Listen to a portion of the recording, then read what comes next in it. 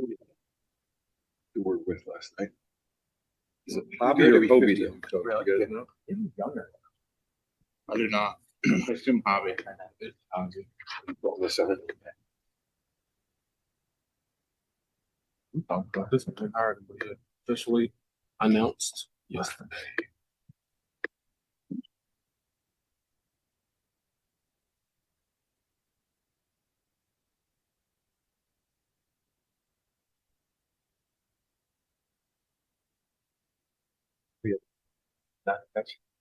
It does, but that's no good.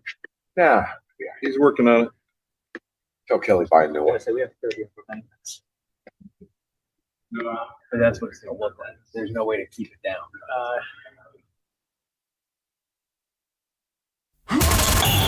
Fires down the near sideline. Josh Downs in the end zone. Yes, sir. Anthony Richardson keeps it off edge. Inside the 20. He's at the 15, 10-5. Touchdown.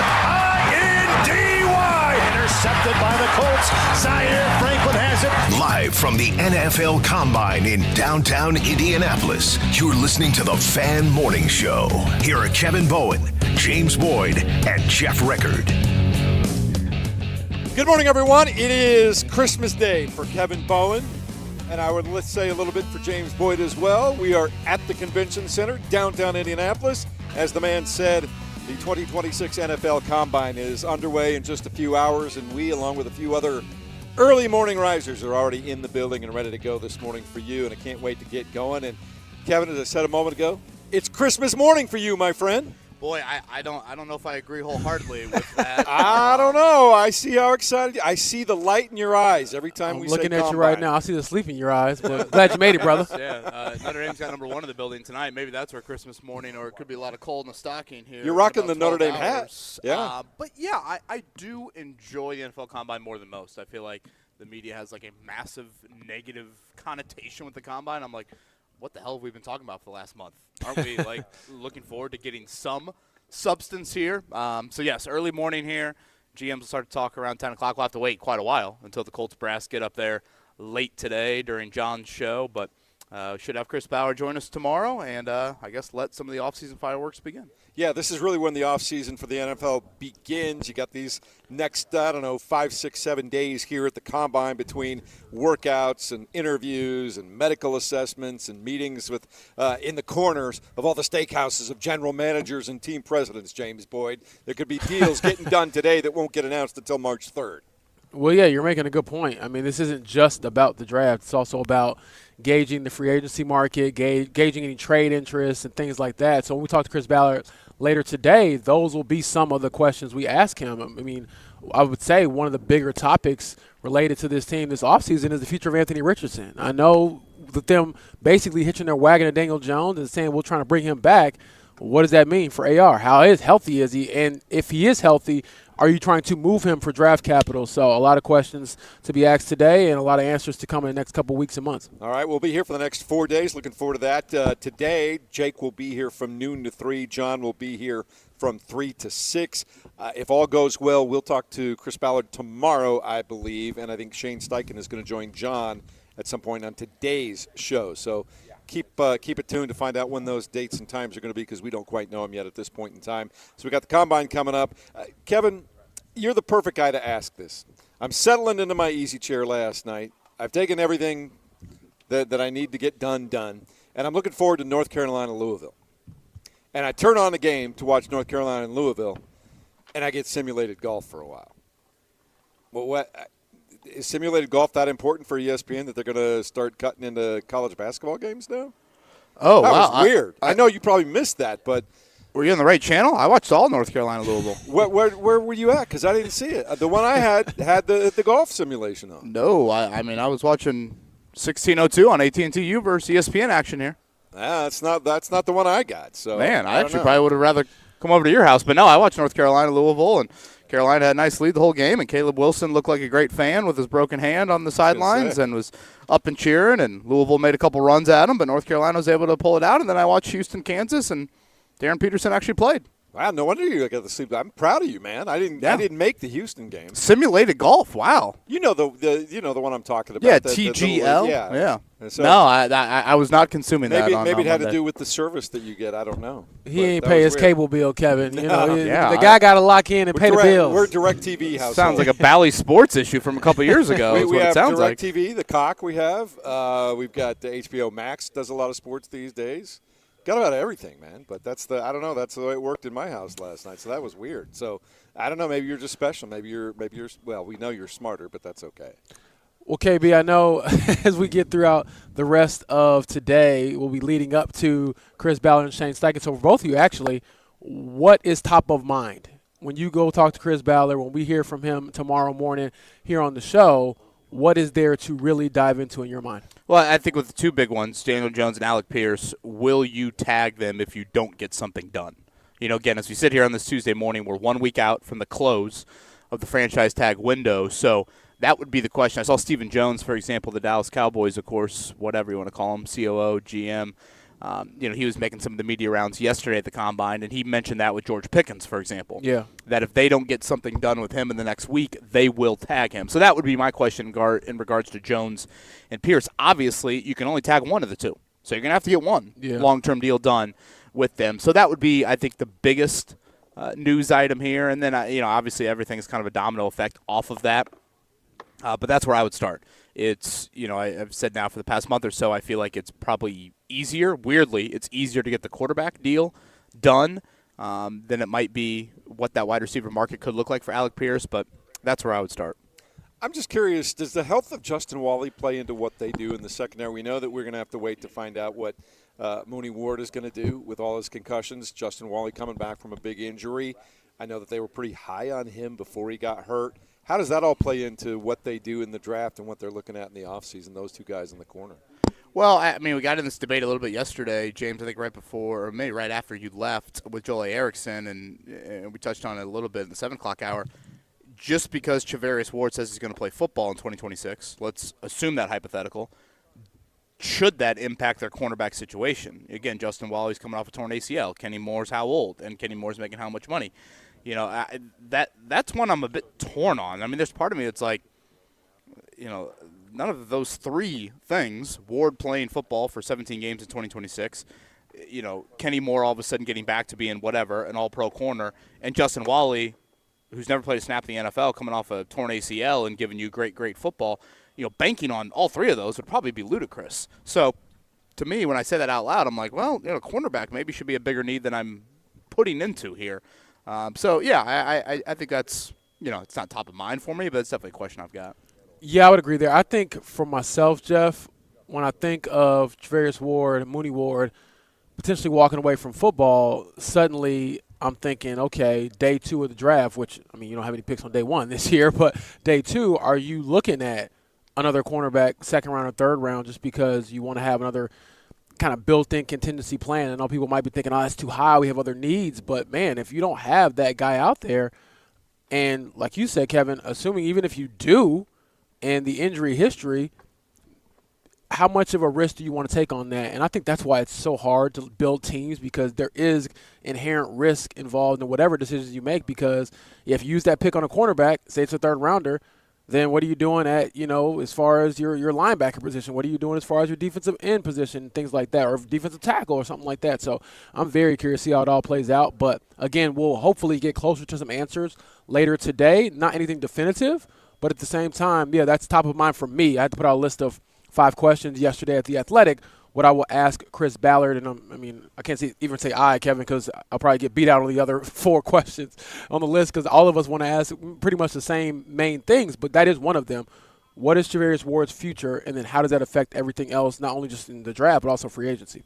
That's the other thing about the draft coming up. Last year we saw Chris Ballard go big into free agency, right? Made a couple of big splash signings, and then he made the big trade for Sauce Gardner in the middle of the year, showing that a guy that traditionally wanted to build through the draft, keep his own guy, did things a little bit differently. Do we see more of that again in this offseason? Does he go back to relying on a draft where he doesn't even have a first-round pick? That's another question that we have to wait and see, especially when it comes to defensive end and linebacker. Does he go pick guys off from the free agency? roster at this point in time. And that's why I think it's when he said we want to get younger and faster on defense, my mind was thinking, all right, if this is like a sliding spectrum, how far are we to the right with the young and faster versus to the left with, okay, we got to be reasonable here? Because, I mean, ideally you want to just draft all studs and everyone's cheap and young, but that's not reality. So if you do go get a free agent, all right, he might not be the youngest guy, or if they are young, they might not be the healthiest person or whatever. So what's the balancing act you have to kind of use to still go out and get productive players and try to get younger, get faster? Because I just think that we heard those, two words, younger, faster, and thought, okay, like he's revamping everything. Well, you can't. So how do you do that, reasonably well and try to, just make it realistic, I would say. When you guys get in rooms like this, when we're like the only people in here, do you ever want to yell hickory? I do think well, I would say I think of it more so like it's a scene from Hoosiers? So not necessarily the finals with the Pacers, but I would say after, like, when they won the conference finals and they were at home and I was walking out super late and I'm the only one, like, left on the court, I felt like doing it then. Did you? Yeah. Well, no, I did not. You should have. I thought you said, did I think about doing it? But, yes, I did think about I did doing it, Mark. Now that I think about it, and morning to you, Mark. Thank you for everything Good morning. back at the studio. And thank He you ain't doing nothing but, on-site hitting some engineer buttons. Cam. Good morning, Mark. Up bright and Do early. your job. Cam, thank you for getting us hooked up here. All right, Cam's the real At star. the Combine. Mark, remember when we did that early show from Gamebridge Fieldhouse for the Fever's noon tip? I do think at 7 a.m. that morning, I do think I offered a hickory yell. You did, and you said a lot of people started looking at you, the few people that were in there. I know. The I thought you said it was empty. The ESPN Cleveland guys are next to us. They seem like great individuals. So They are. I don't know if they would, love my hickory Maybe we'll yell get them here. to say hickory in this big empty room before it's all said and done. Early. They can go in Hoosiers, too. Early in the morning here. Speaking of Hoosiers, we'll get some Hoosiers to the podium coming up tomorrow. I think Aiden Fisher, linebackers, will be the first ones to go. And the Fernando Mendoza podium, 8 a.m. Friday. So today is mostly He's going to about have 200 people there. GMs and coaches. I will say, James, unless I'm missing something, we don't really have, and again, knock on wood, you never know, there's not the big controversial prospect story like of a top-of-the-draft pick guy. I think back to years, and this is probably my 15th, 16th combine, whether it's Manti Te'o, whether it's Jameis Winston, whether it's Kyler Murray. I remember even the Joe Burrow year, him getting peppered with questions like, are you going to say you don't want to go to the Cincinnati Bengals? Kind of like dictate where your draft spot is. Even last year, I want to see Abdul Carter had, like, the foot thing, and people were like, okay, does that affect? Yeah. Whatever injury it was, that yeah. kind of popped up, and that was like a thing for a couple of right. days. Like, is that going to affect his, draft stock and things of that nature? I'm having PTSD because I'm looking right across the way to a TV that's on NFL Network, and they just showed the Daniel Jones slamming his helmet against the ground after tearing the Achilles right there. So I might need a couple minutes to get it back together there, Kevin. That was tough. Quite the way to start a Tuesday, right? All right, we are at the Combine, and we will be here all week long on 93.5 and 107.5 The Fan. The checkdown comes your way next. We got a lot of great guests for you today and through the course of the week, so stay tuned as we continue.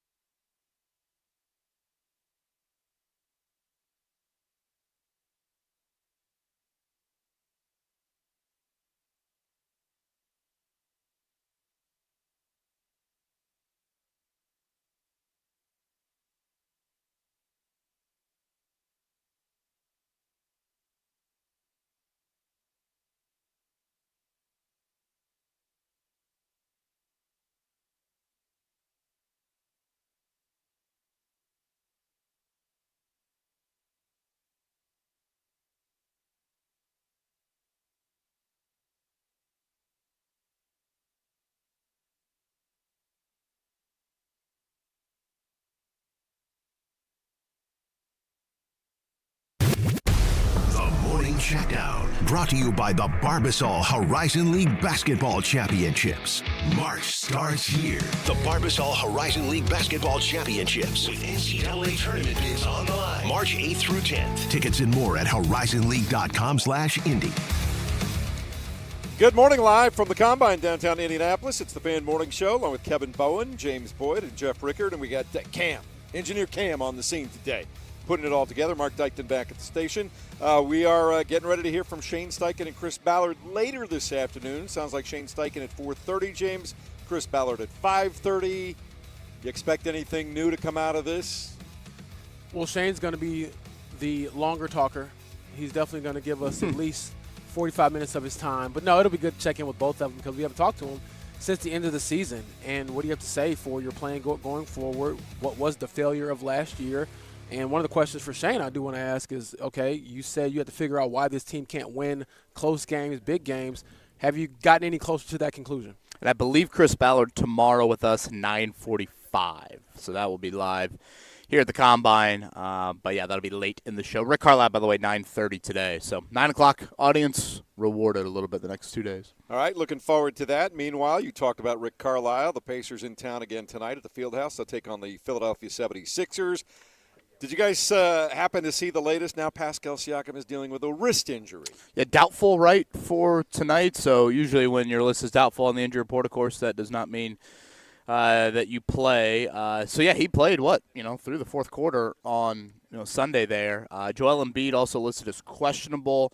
He has missed the last 5 games for the Sixers. Reminder, Paul George, of course, suspended. So, 76ers pop up on the schedule. There are a couple guys that I think are of note to even the Pacer fan base here. So, yeah, Pacers-Sixers tonight, heavy underdog at home, 9-point underdog, 7 o'clock tip.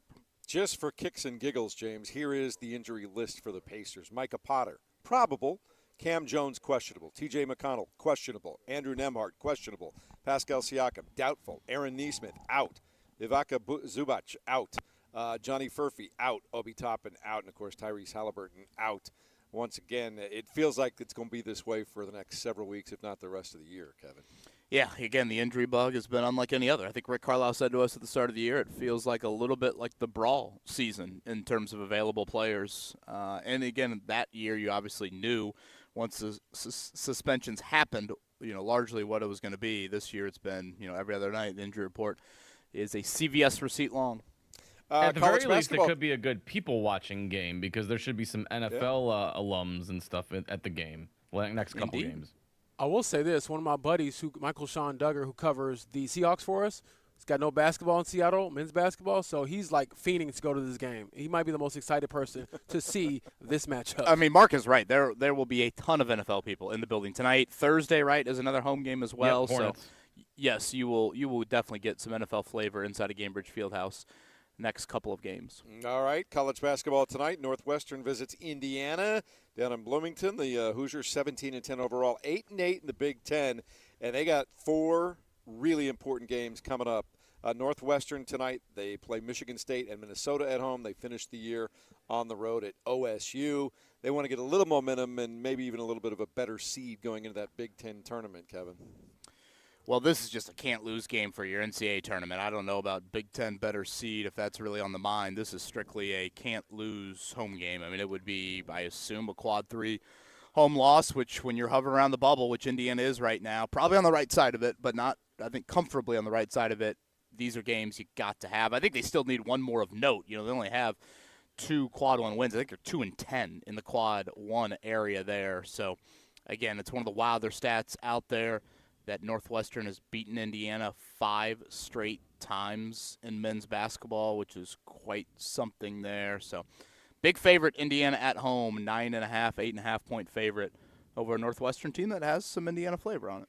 All right, you've got the Notre Dame hat on this morning, getting ready for Duke at Notre Dame later on tonight. That's a game you and Greg could have gone to, but you'd have to miss the combine. You don't want to do that. You think we have a prayer? No. I don't know. I guess you are a religious school, so perhaps. You're at home. Who knows? Get hot from 3. Or you need the Pope to slide over, from the Vatican here. 17.5-point underdog. I think he's like a 38% three-point Down shooter. 3 starters, 2 best players. Let's just please make it interesting. All right. How great would that be? if they shock the world. Boys sectionals take place later on this week. James Fisher's the number 1 ranked team in 4A at 22-0. Obviously, Silver Creek in 3A, Paoli in 2A, and Couts in 1A as we get ready to girls. Girls have some big games coming up this weekend too, my man. You going to check any of those out? Yeah, I'm supposed to be going to the girls' state final, so I'm pretty sure after I get through the combine, I will be spending Saturday downtown at Gamebridge Fieldhouse. I think they got the 2 morning sessions, 2 night sessions. So if you see me out in the wild, say what's up. Next week for boys basketball sectionals. Girls get the state finals boys, this week. Yep. Next week. As the boys head down the stretch is where I'm going there. 4-star quarterback Gunnar Rivers has committed to his dad's alma mater, North Carolina State. Maybe another you could have, we had an older retired guy as quarterback for a while. Maybe in 4 years or 2 years, the way things work, you get a younger Rivers on the team before it's all said and done. Oh, tanking for Gunner? Tanking for Gunner. Let's go. All right. Stunner for Gunner. Oh, okay. Something like that. Jeff Rickard on his game here on this Tuesday morning. He throws just like his dad. Because Philip has the unique, I don't know how to describe it, Kevin. It's like a shot put in motion, or yeah, I'll never forget Philip telling the story with Norm Chow, the longtime coach, when he got to NC State. That is Philip. Norm Chow, the offensive coordinator, asked Philip if he was hurt when he saw his throwing motion.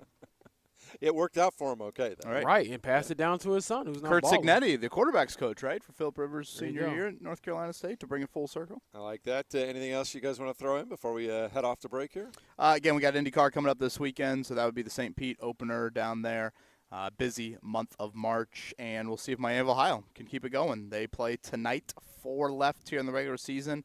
Again, it's not like we have many undefeated regular seasons in college basketball, no matter the level here. So a couple road games for Miami, Ohio this week, but they are favored in both of them. I think it's Eastern Michigan and Western Michigan. I keep seeing disrespect for them, though. People are saying that they don't win the conference, that they might get left out. It's hard to imagine that, isn't it? Yeah, I can't imagine it, to be honest with you. I mean, you're telling me you have one loss. Like, let's say they got all the way to the conference championship game. You're really going to leave them out with one loss? I wouldn't, but I see people projecting them, if they don't win the conference tournament, out, which is crazy to me. Yeah, that does not make sense to me. Makes no sense to me either. All right, we are live from the Combine. We'll continue to be here all week long. Coming up later on this morning, we'll get things started off. Kaylin Kaler is going to stop by. Always fun to talk to her, as she is the Sun King fundraiser going on all the time. Kind of taking over for what Peter King used to do, right? Yeah, so over at Sun King coming up on Friday there. So, yeah, benefiting the Riley Children's Foundation, so I absolutely love that. So, Kaylin Kaler will join us here live on Radio Row at 9. All right, we'll talk a little more NFL. Colts as we come to you from the Combine today, right here on 93.5 and 107.5 The Fan.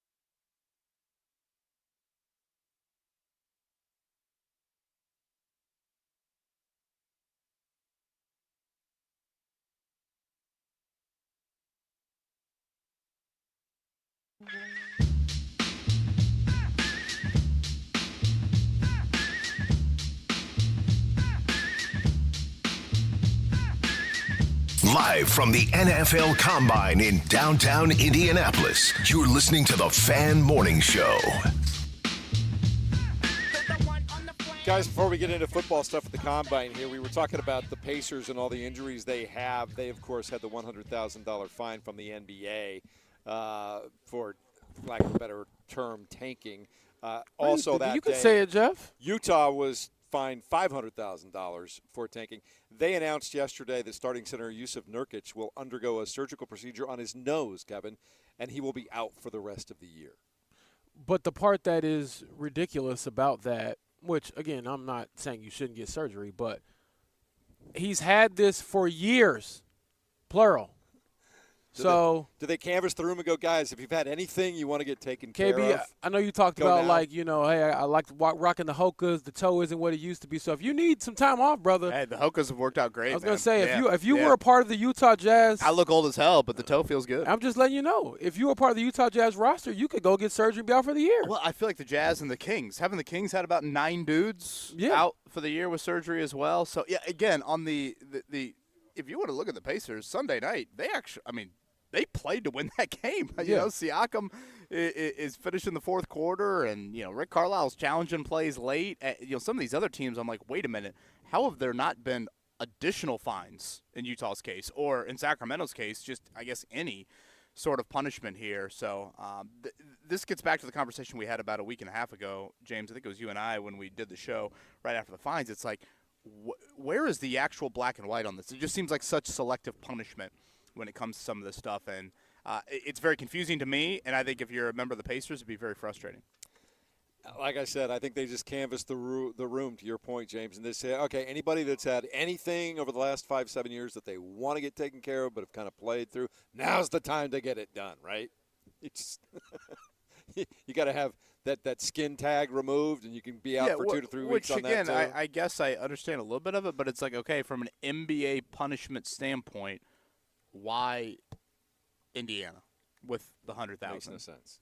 And again, second night of a back-to-back. It just all, if we go back to it, it's all very confusing to me. No question about that. Not a lot of confusion at the Combine. It's pretty straightforward. Everybody gets together. Most teams do, though. You guys were talking, though, during the break. There are a few teams that don't send their head coach or their general manager. They just kind of send some scouts and call it good, right? Yeah, James, feel free to, Rams, Jags. There are some other teams, I think, that, basically, I guess, lay of the land of what's going to happen here.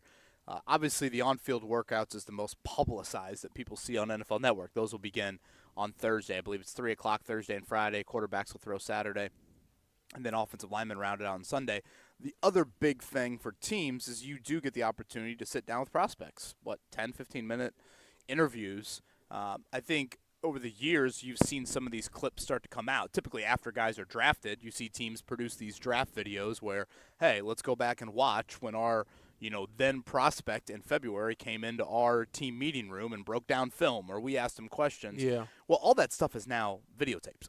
And you can do it live, frankly, on Zoom. And Sean McVay can go be in his beautiful, Beverly Hills mansion and watch all of that. Or, Jacksonville's brass, it seems like they're not, taking part in it from an in-person standpoint.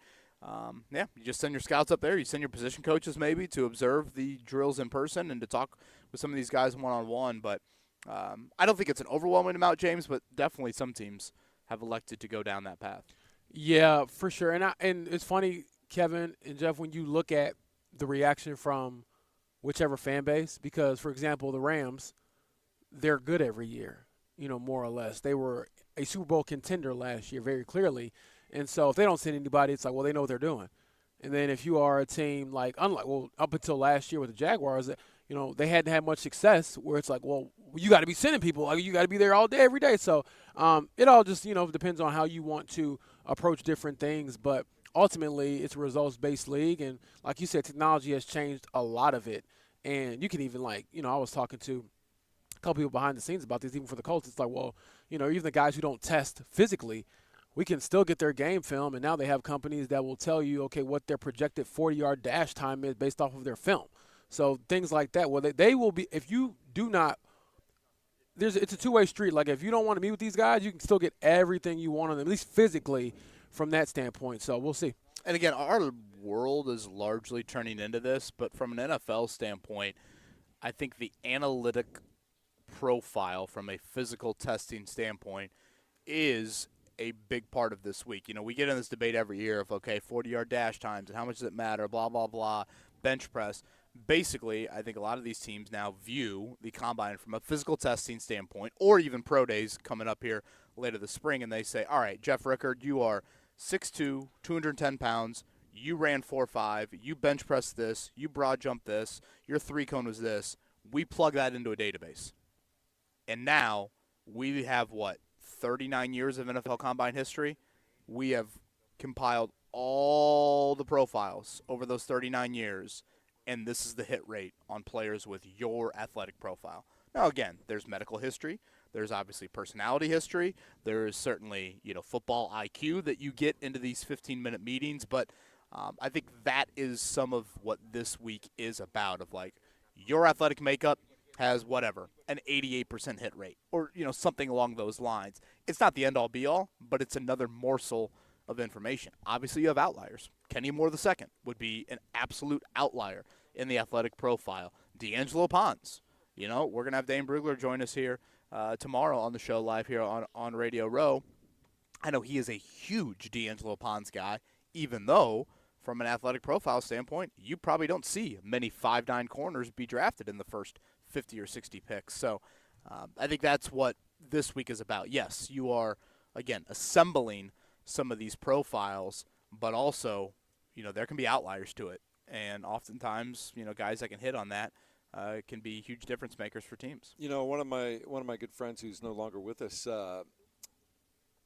Gil Brandt, is really the guy that started what you're talking about, where he started to index characteristics and traits and computerize things with the Dallas Cowboys as far back as the late 70s and early 80s, and now jump forward a few decades. Imagine how much more technologically advanced things like that are. It's kind of crazy when you think about it. Oh, sure. Yeah. I mean, to James's point, you can literally project 40-yard dash times by, watching game film, and there are obviously companies that are out there that are able to do it. One Colts note from yesterday, you typically see this right around the start of Combine Week. They did officially announce their coaching staff for 2026. We didn't expect much staff turnover. We have seen very little.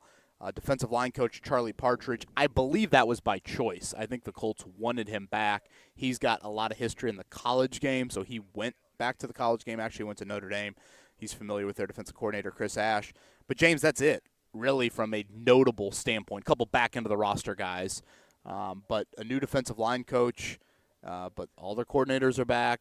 Reggie Wayne now will be, year 5 for him as wide receivers coach? When he first started. Much talks about being in, Miami and right. being on the beach. He seems to like this. Yeah, definitely. So this has kind of been par for the course with the Colts. They really, obviously the Gus Bradley firing, but they really haven't had a lot of staff turnover, coaching staff or scouting staff. When you look at this tenure, if you want to label it the playoff drought tenure, they have had a lot of retention. I think you would see some franchises, some organizations try to flip it over a little bit more, but the Colts have not done that. Really, their offensive staff has hardly been touched at all in the Shane Steichen era, and it'll just be a new D-line coach in Marion Hobby this year. Yeah, and he's got a unique last couple of years. He was actually with Lou Anarumo for, I believe, 4 or 5 seasons in Cincinnati, so there is some connection there.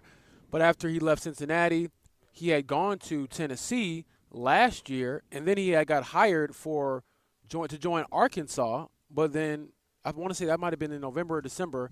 And so even though he never worked for Arkansas, he left to come to the NFL. And I can't blame the man, because whenever you get a better offer, as I tell you all the time, I'm a hired mercenary, baby. You take what you can get as quick as you can get it. So, just to clear up a little bit of background, people were saying, well, wasn't he at this other school? Yes, but that was only for a couple months. So he never actually coached a season at Arkansas before coming over to join the Colts. And so we'll see if he's able to, along with adding some talent to the defensive line, can he add some juice to that unit? Because I would say during the Charlie Partridge tenure, people might argue and say, well, they took a step back, after moving on from Nate Olley. And so we'll see how that shakes out here in a bit. And I'm excited to meet Marion Hobby. Obviously, him being the D-line coach, he's going to be under a microscope for sure. Well, and we've had this debate before. I do not view defensive line as a coaching issue room. I view it as a personnel issue room, particularly defensive end. I would agree there, but my only thing was saying, like, you know how it goes. If that unit doesn't perform, they're going to also look at the unit coach or whatever and say, well, what is this guy doing? Right. And now, again, I think they wanted Charlie Partridge back. Yeah. So, this to me has been more of a personnel. It's the continued misses by Chris Ballard at defensive end of the draft, et cetera, et cetera. We've talked about it endlessly. That to me is more of a you have not found the right guys. Because, when you look at that defensive end room and you think about some of those edge rushers, have any of them gone on to other places and done anything? Right. I mean, there's no Jerry Hughes Jr.'s in that room where, oh, wow, that guy ended up being an NFL player. You just couldn't figure it out here in your own city with him. Yeah, it's interesting, James. I want you to take us behind the scenes a little bit because pretty much your entire NFL writing staff from The Athletic from all over the country is in town this week covering their various teams. And I know you guys had a lot of organizational meetings yesterday, probably a lot of it business related and how we do this and how we do that. But overall, in a year in which we have almost a third of the league with brand new head coaches, what was kind of the overriding storyline in that room yesterday when you guys were talking about what's coming up in the NFL in 2026? Yeah, there weren't a lot of crazy headlines, but one of the ones was that we talked about just the amount of changes when it comes to, like you said, Jeff, the coaches. And so for teams that have new coaches, how do you establish that sort of relationship? And so obviously you want to be here at the Combine. You want to be at the owners' meetings and talk to them there. And you definitely want to try to get as much face time as possible with them and any other potential people you might need in your circle. So that was the most of the conversation outside of,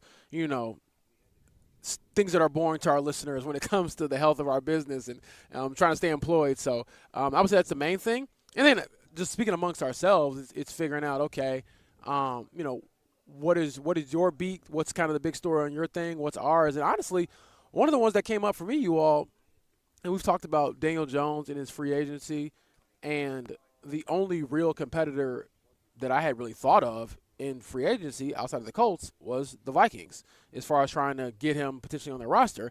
And one of my buddies who covers the Steelers was like, wait a second, I wonder if the Steelers would be interested in Daniel Jones. And I'm like, I don't know, but that's the thing that I can't completely dismiss, because if you use the tag on Alec Pierce, for example, then in theory that still leaves Daniel Jones open to meet with other QB-needy teams. And the Pittsburgh Steelers wasn't one that I had thought of. I still think that it's probably more of a long shot than perhaps the Vikings, but it is an interesting thought that kind of got popped into my brain yesterday. It's funny along those lines when you start talking about the quarterback situation. Am I wrong to think that it just feels like Daniel Jones and Shane Steichen have kind of found each other and they're just going to figure out a way to make it work one way or another? The Colts are going to pay him. Yeah. But more than anything, they're going to find a way to make that one work. Yeah, I actually agree with that, Jeff, because it sounds a little too romantic for the NFL. Like, it sounds like, man, this is a nice little marriage, and they're going to be happy and shake hands, and even if the money maybe doesn't meet the top of the market value, everyone's going to say, hey, we had a great season last year, let's run this back. But I do think that will be the end story. By all accounts, I believe Minnesota offered more money than Indy last year. And what's transpired in the last 12 months? Well, yes, Minnesota's quarterback situation has gotten more dire, so they will have an urgency. But Daniel Jones resurrected his career where? Here, with Shane Steichen. So I get that money is money is money is money, and Kevin Bowen, it is 2026, and don't be naive and look at college sports, and it's largely capitalism is everywhere.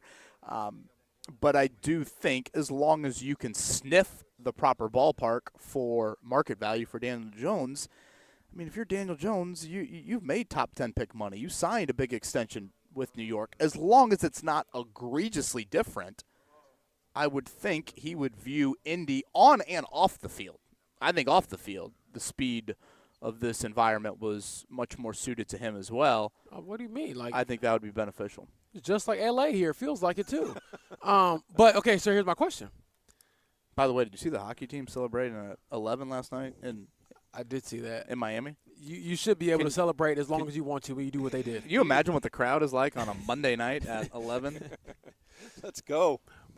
So my question to follow up to that, Kevin, is who has more leverage in this? Is it Daniel Jones or is it the Colts? I do think it's Daniel Jones because look at the depth Which chart. is interesting to say considering he's coming off a broken leg and a torn Achilles. I know, and his injury history is what it is. Yeah, trust me. But I would also agree. I think it's a fair question. But, yeah, I would just say the lack of a depth chart, here, it'd be one thing if Anthony Richardson, if Anthony Richardson just had the year that Riley Leonard had. I know that sounds, but let's just play that out. If he was healthy, played a game and a half, looked, what grade would you give Riley Leonard for last season? A B plus? Yeah, given the circumstances, I'll give him a B. If you gave that grade to Anthony Richardson, you might think a little differently about that. Whereas, Daniel Jones' situation, you just don't have that at all with Richardson, given obviously the freak eye. And Anthony Richardson completed one pass last year, and that was to himself.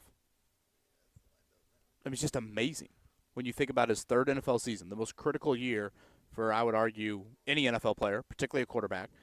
And, he plays 12 snaps, 10 snaps? I don't know what the final total was. So, here's the thing. It's interesting. Had he been healthy, do we ever see Phillip Rivers? No. No.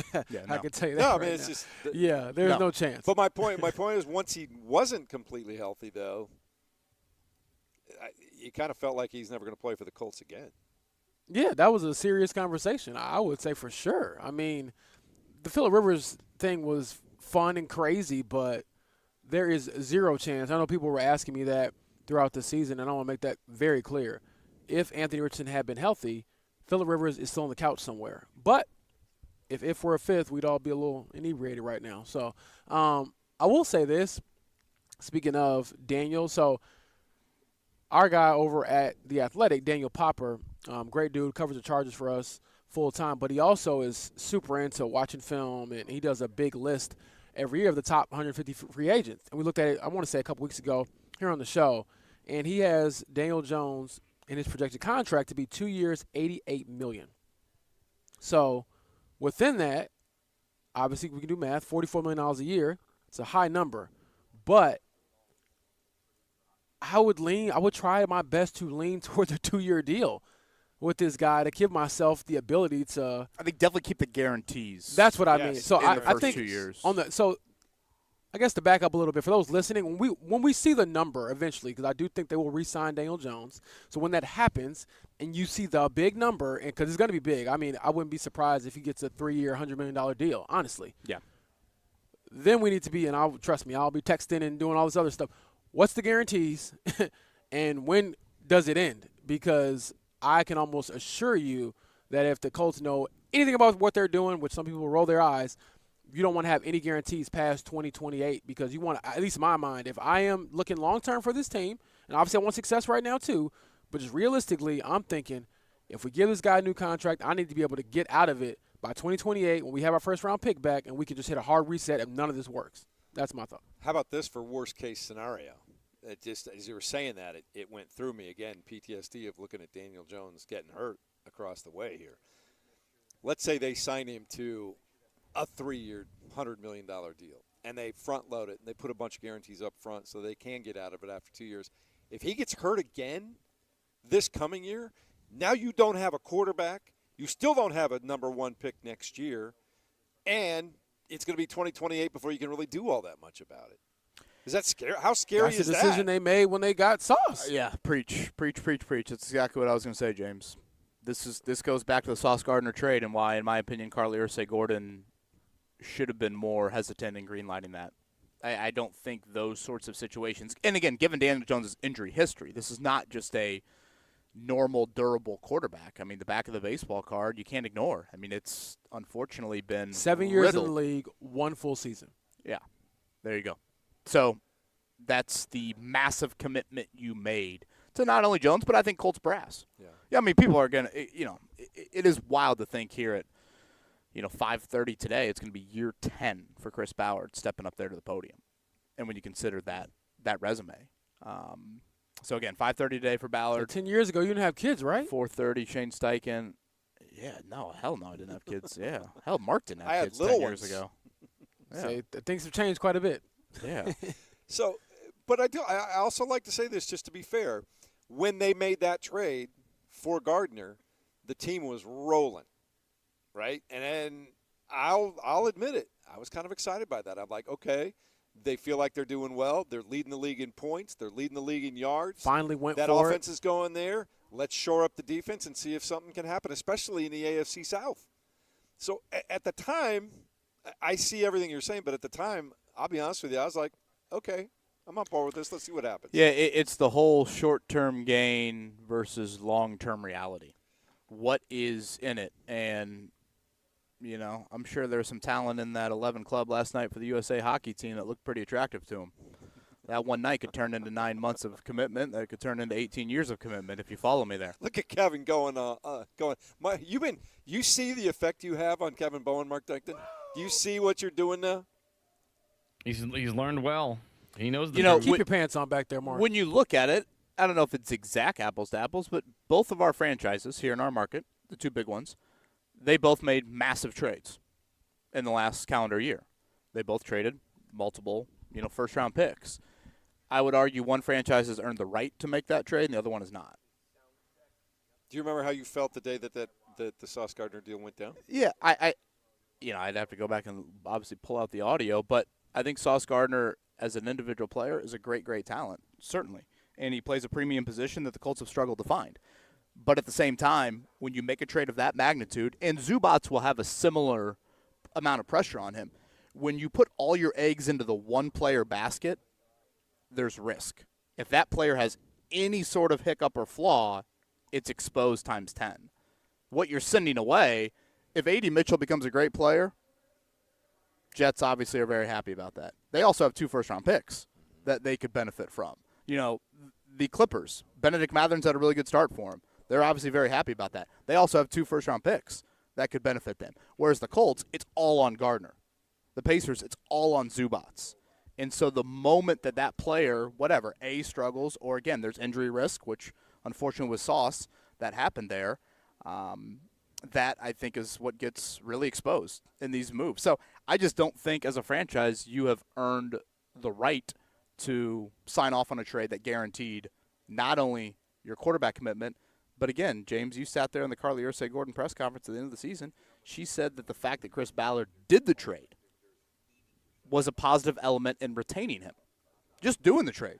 Well, think about that. If you're Chris Ballard and you're sitting in your office and you're sitting there saying, hey, if I just do this trade, that means I'm going to potentially keep my job more so than if I don't do the trade? Well, of course I'm going to do the trade.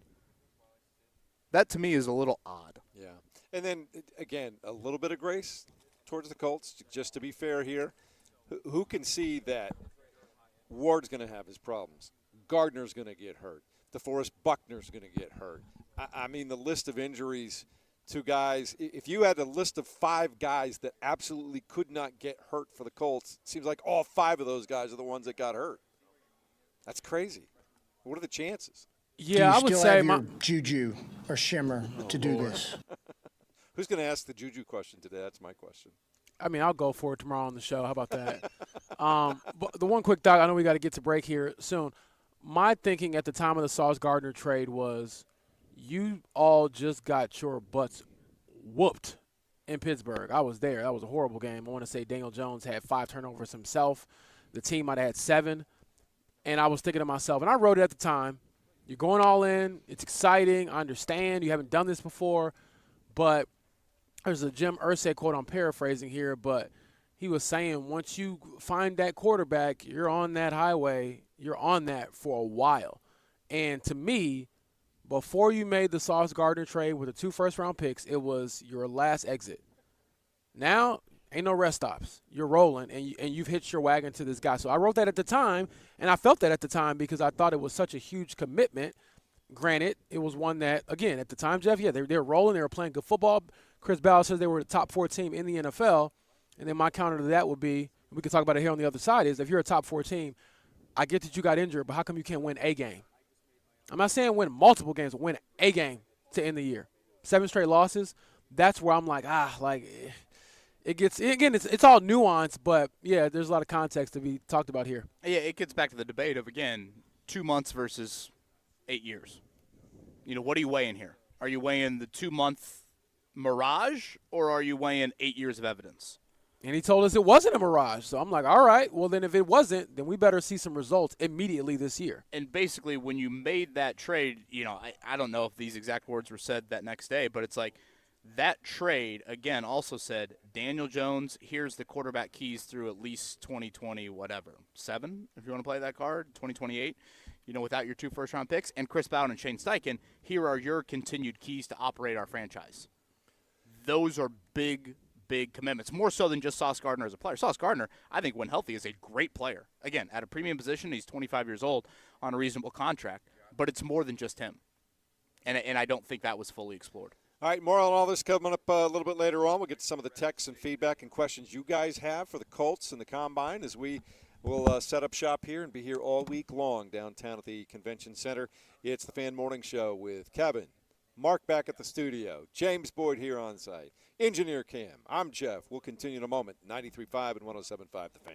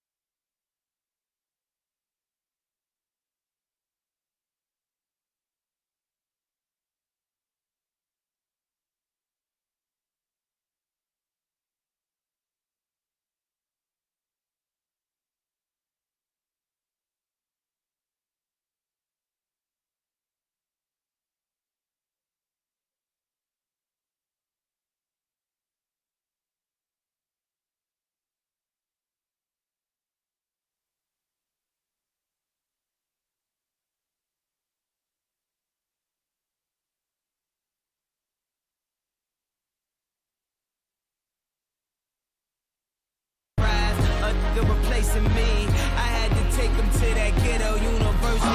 Lights, cop lights, flashlights, spotlights. Live from the NFL Combine in downtown Indianapolis, you're listening to the Fan Morning Show on Sports Radio 93.5 and 107.5 The Fan, the official home of the Indy Sports Fan.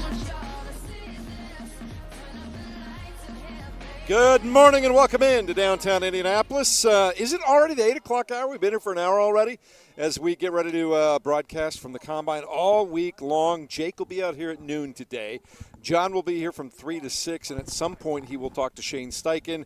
Kevin, you said that we're confirmed with Chris Ballard at 9:45 tomorrow morning, right? Believe so, yes. Late in the show tomorrow for the Colts GM. All right, looking forward to Rapid fire that. questions, baby. How many of the Like questions? speed dating, KB. How many of the questions? We'll go long.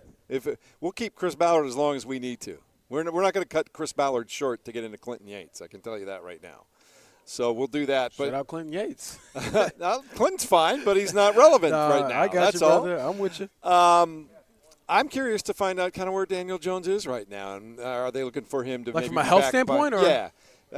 Are they thinking that he's trending towards August? Is it going to be September, October? Is there even? My guess is they won't even say one way or the other at this point in time. So the conversation that we had with Daniel at the end of the year, he was very adamant about being ready for training camp in July. And honestly, for as crazy as Daniel Jones is, and I mean that in a good way, he's probably pushing to be back sooner than then. And I think that's when the team will probably step in and say, hey, let's just make sure we take this, take our time. And you do have the entire offseason to get right. And so I think that's a big conversation to be had for sure. But, yeah, obviously the progress he's had with his Achilles is going to be a factor in just decision-making going forward. How long do they give Mooney Ward to kind of figure out what he wants to do? I would think they would give him a little bit of time and grace, but they also need to kind of know what they're going to be doing. Yeah, I would say for a guy like Javarius Ward, you probably want an answer probably now, I would think. That way, when you're going into the draft, you have an idea of what you need, clearly. Yeah. Even if, part of that is weighing the injury risk or the risk of re-injury, Kevin, versus him retiring completely. So I know that I think Stephen Holder reported yesterday, I believe, for ESPN. By the way, Stephen Holder, the old I'm stuck in Portugal excuse, not buying it. Yeah, not buying it. I did see that. Yeah, I'm not. So I was very confused when I saw that. Are you mad at him for it? Yes, I am mad at him for it, and I'll explain why, Jeff. And now I'm on a tangent. So I love Stephen Holder. He's been a great mentor to me in the journalism field, yada, yada, yada, get all the platitudes out the way. Don't start with the compliments. Just rip him. Come on. Okay, so let me rip him. The guy, sorry, I'm stuck in Portugal. Post the picture of him in Portugal. And then, by the way, here's a couple of nuggets I've gathered. Just post the news. Just be a reporter. What are we modeling now? I'm like, why am I seeing you, in your little pea coat, in some warm weather? And he's talking about he can't get back to the United States. Yeah, okay. I would have a hard time finding my way back, too. So, seems like the U.S. men's team got back just fine. Exactly. So I just think that he's gone Hollywood on us again. ESPN, the TV guy, had shut up for him to do all of his stand-ups and stuff in the media room this year.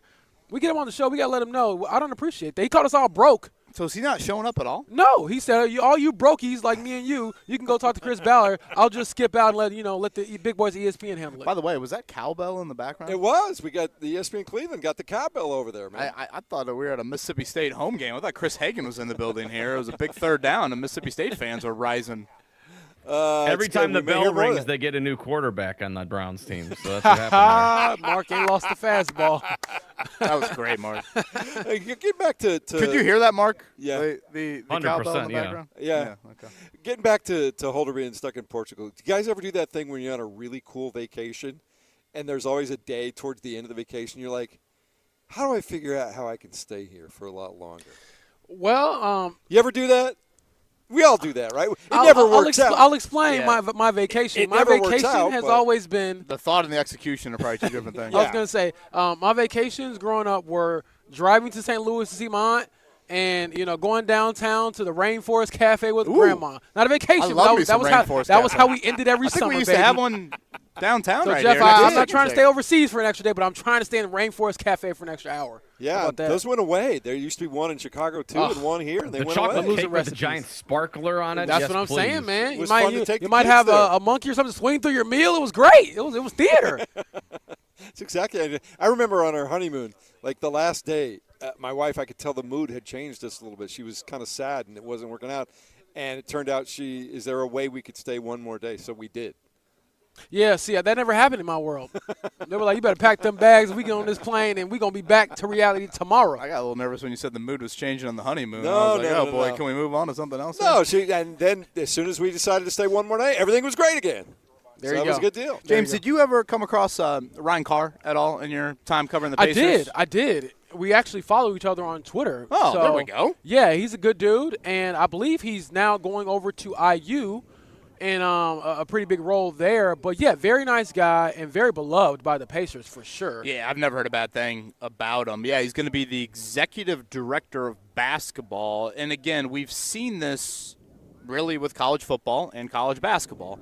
Teams hiring pseudo GMs, and I'm always curious, okay, who's reporting to who? Right. You know, like Andrew Luck, for example, out in Stanford, the athletic director has hired Andrew Luck to oversee the football program. Whereas in this instance here, Ryan Carr is now reporting to Darren DeVries. Darren DeVries is still the top lieutenant, if you will, and Ryan Carr is underneath him. Now, it sounds like Ryan will obviously be a key figure in putting together a roster, and obviously they will rely on his ample connections around probably the agent world more than anything, and I assume, you know, a little bit internationally, not that the Pacers have had a rich history drafting international guys, but still a little bit of that. And I am reminded, you know, a little bit about Butler, for example. They hired a GM this past year from the Milwaukee Bucks. I think it's similar to Ryan Carr and kind of like where he was within the Bucks organization.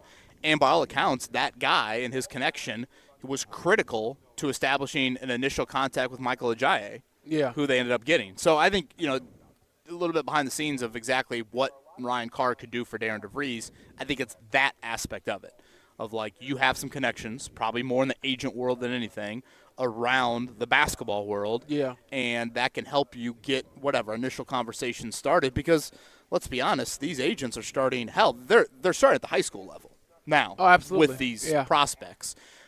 So, you know, again, it's an interesting hire. Obviously, a year into the Darren DeVries cycle where I think it's fair to say, again, it's year one, but however much money the IU roster has, 8, 9, 10 million in it, I don't think it was money well spent in assembling that roster. So, you know, I'll be very curious to see what now the makeups look like moving forward for Indiana men's basketball. Well, I'm trying to get Grant and Jake to hire me as their representation when it comes to negotiating with Pops. I remember you told me one of your sons for his birthday, his 16th birthday, he's asking for a cake, and I'm like, you got to be asking for a car, man. Like, what are we doing here? Grant what are you doing? Yesterday, for the first time, said, hey, is it okay if I go out and get a job? I'm like, yeah, oh, let's go do it. See, no, that's the Let's wrong go do thing it. now. See, he got to talk to your boy. He's supposed to be asking for your pops to just give you the money. We don't have to work for it. Yeah, oh. my kids are suffering, believe me. They'll be okay. You know, getting back to Ryan Carr, if you have a chance at the very beginning of Jake's show yesterday, go back and listen to it on the website at 1075thefan.com. He tells some great stories about Ryan Carr when he was in school and how dedicated he was to film and being involved on a very tangential basis with the Indiana basketball program then, and just how he was devoted to it even at that point in time, and the hours he would spend doing that as opposed to going out with the rest of the folks and being a college kid and stuff like that.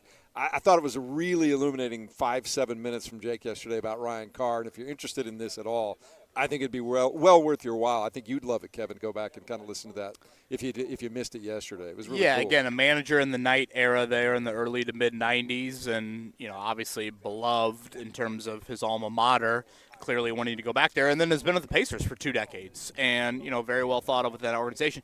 And just to remind everybody, the Indiana roster will turn over majorly next year. Again, I mean, Wilkerson is out of eligibility. Tucker DeVries is out of eligibility. Sam Alexis out of eligibility. I think Connor Enright. I think Tatum Connerway. Maybe even Reed Bailey. I mean, it's going to be a roster that's going to turn over big time here. So, and it sounds like this is immediate. So, obviously, the Pacers from a draft standpoint will, you know, have a little bit of a new flair to it here coming up this summer. And it'll be a busy few weeks here as IU tries to get a new roster, a better roster, more deep roster, however you want to define it here, coming up for Darren DeVries year 2. And while we're talking about Indiana, you mentioned this in the last hour when we did the check down.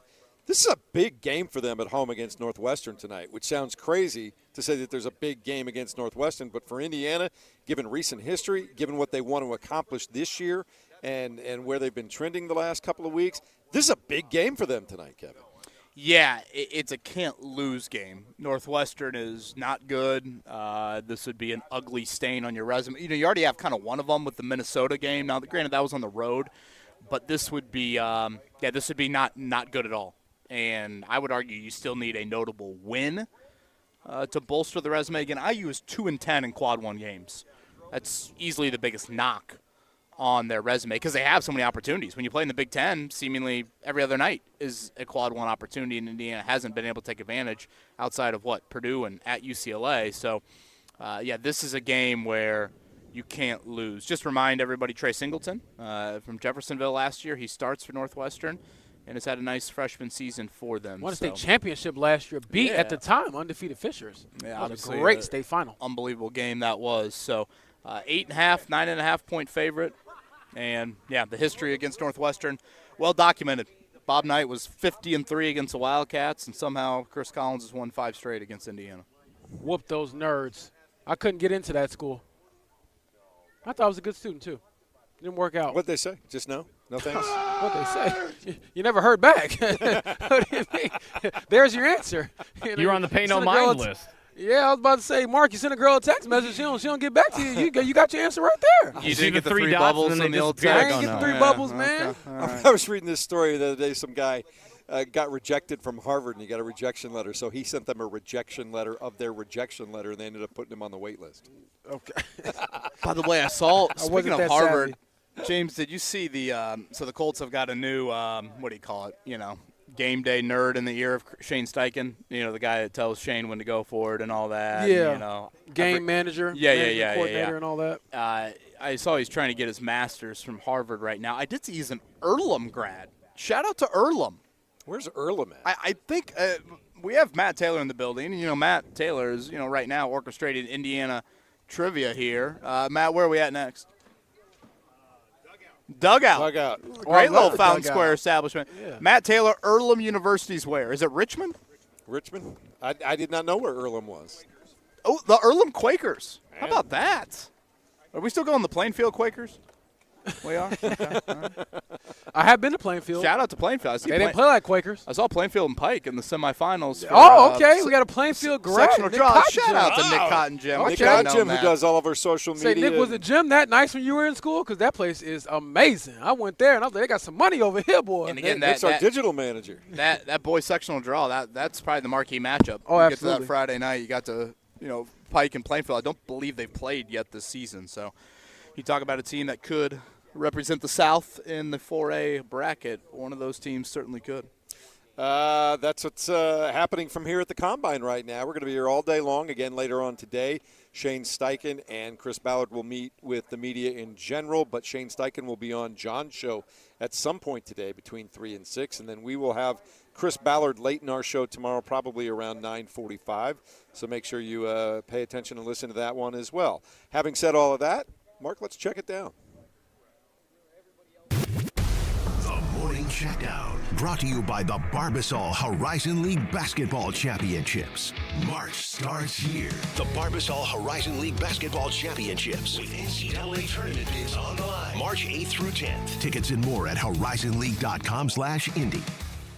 Obviously at the Combine, and while we wait to hear from Shane Steichen and Chris Ballard, as I mentioned a moment ago, league-wide, division-wide, James, what are you interested in finding out this week? What are some of the other things that are on your mind other than just the obvious Colts questions? Oh, that's a good question, Jeff, because you're so tunnel vision when it comes to the Colts. But honestly, I want to hear from Robert Saleh. If he's available this week, what is he saying about his vision for the Titans? And, again, I asked you all a couple weeks ago, maybe about a month ago, when he got hired, how would you rank the coaches in the division?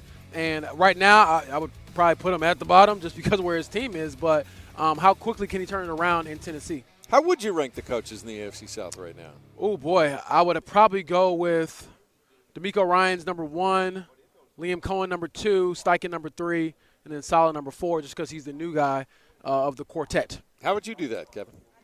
Sorry, I was moving Kaylin Kaler around. She's got to move a little bit time-wise. Give that to me again. Top 4.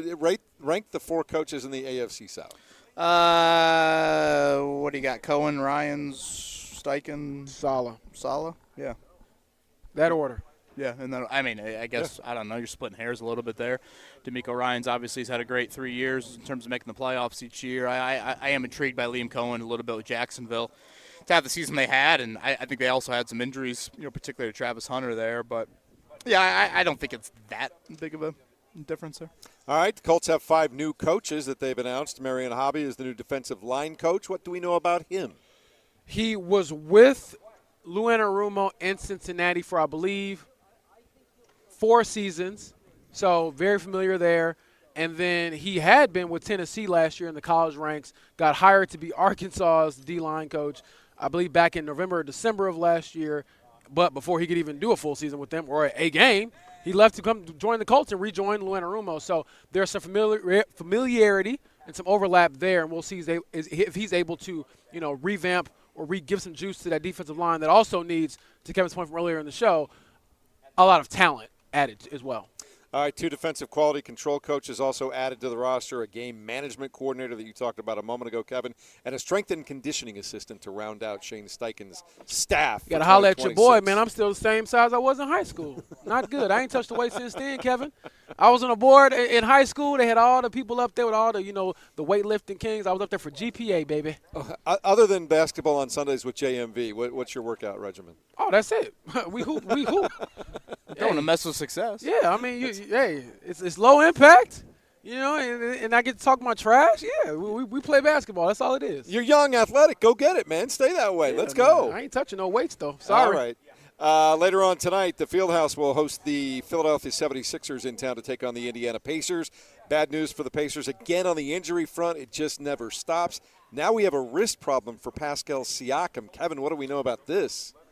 Yeah, listed as doubtful for tonight, so that's obviously never a good sign. So, Pascal did get back to playing. It was a hamstring, which he sat out the first couple games here coming back from the All-Star break, but then did play and played in the fourth quarter, which, obviously we've had some questions with teams in the reverse standings if they're doing that, and the Pacers clearly did that the other night. So Siakam played and played very well, but, yeah, wrist issue for him. So we'll see. Aaron Nesmith out. I believe Rick Carlisle already said likely to miss this entire week. Andrew Nembhard listed as questionable.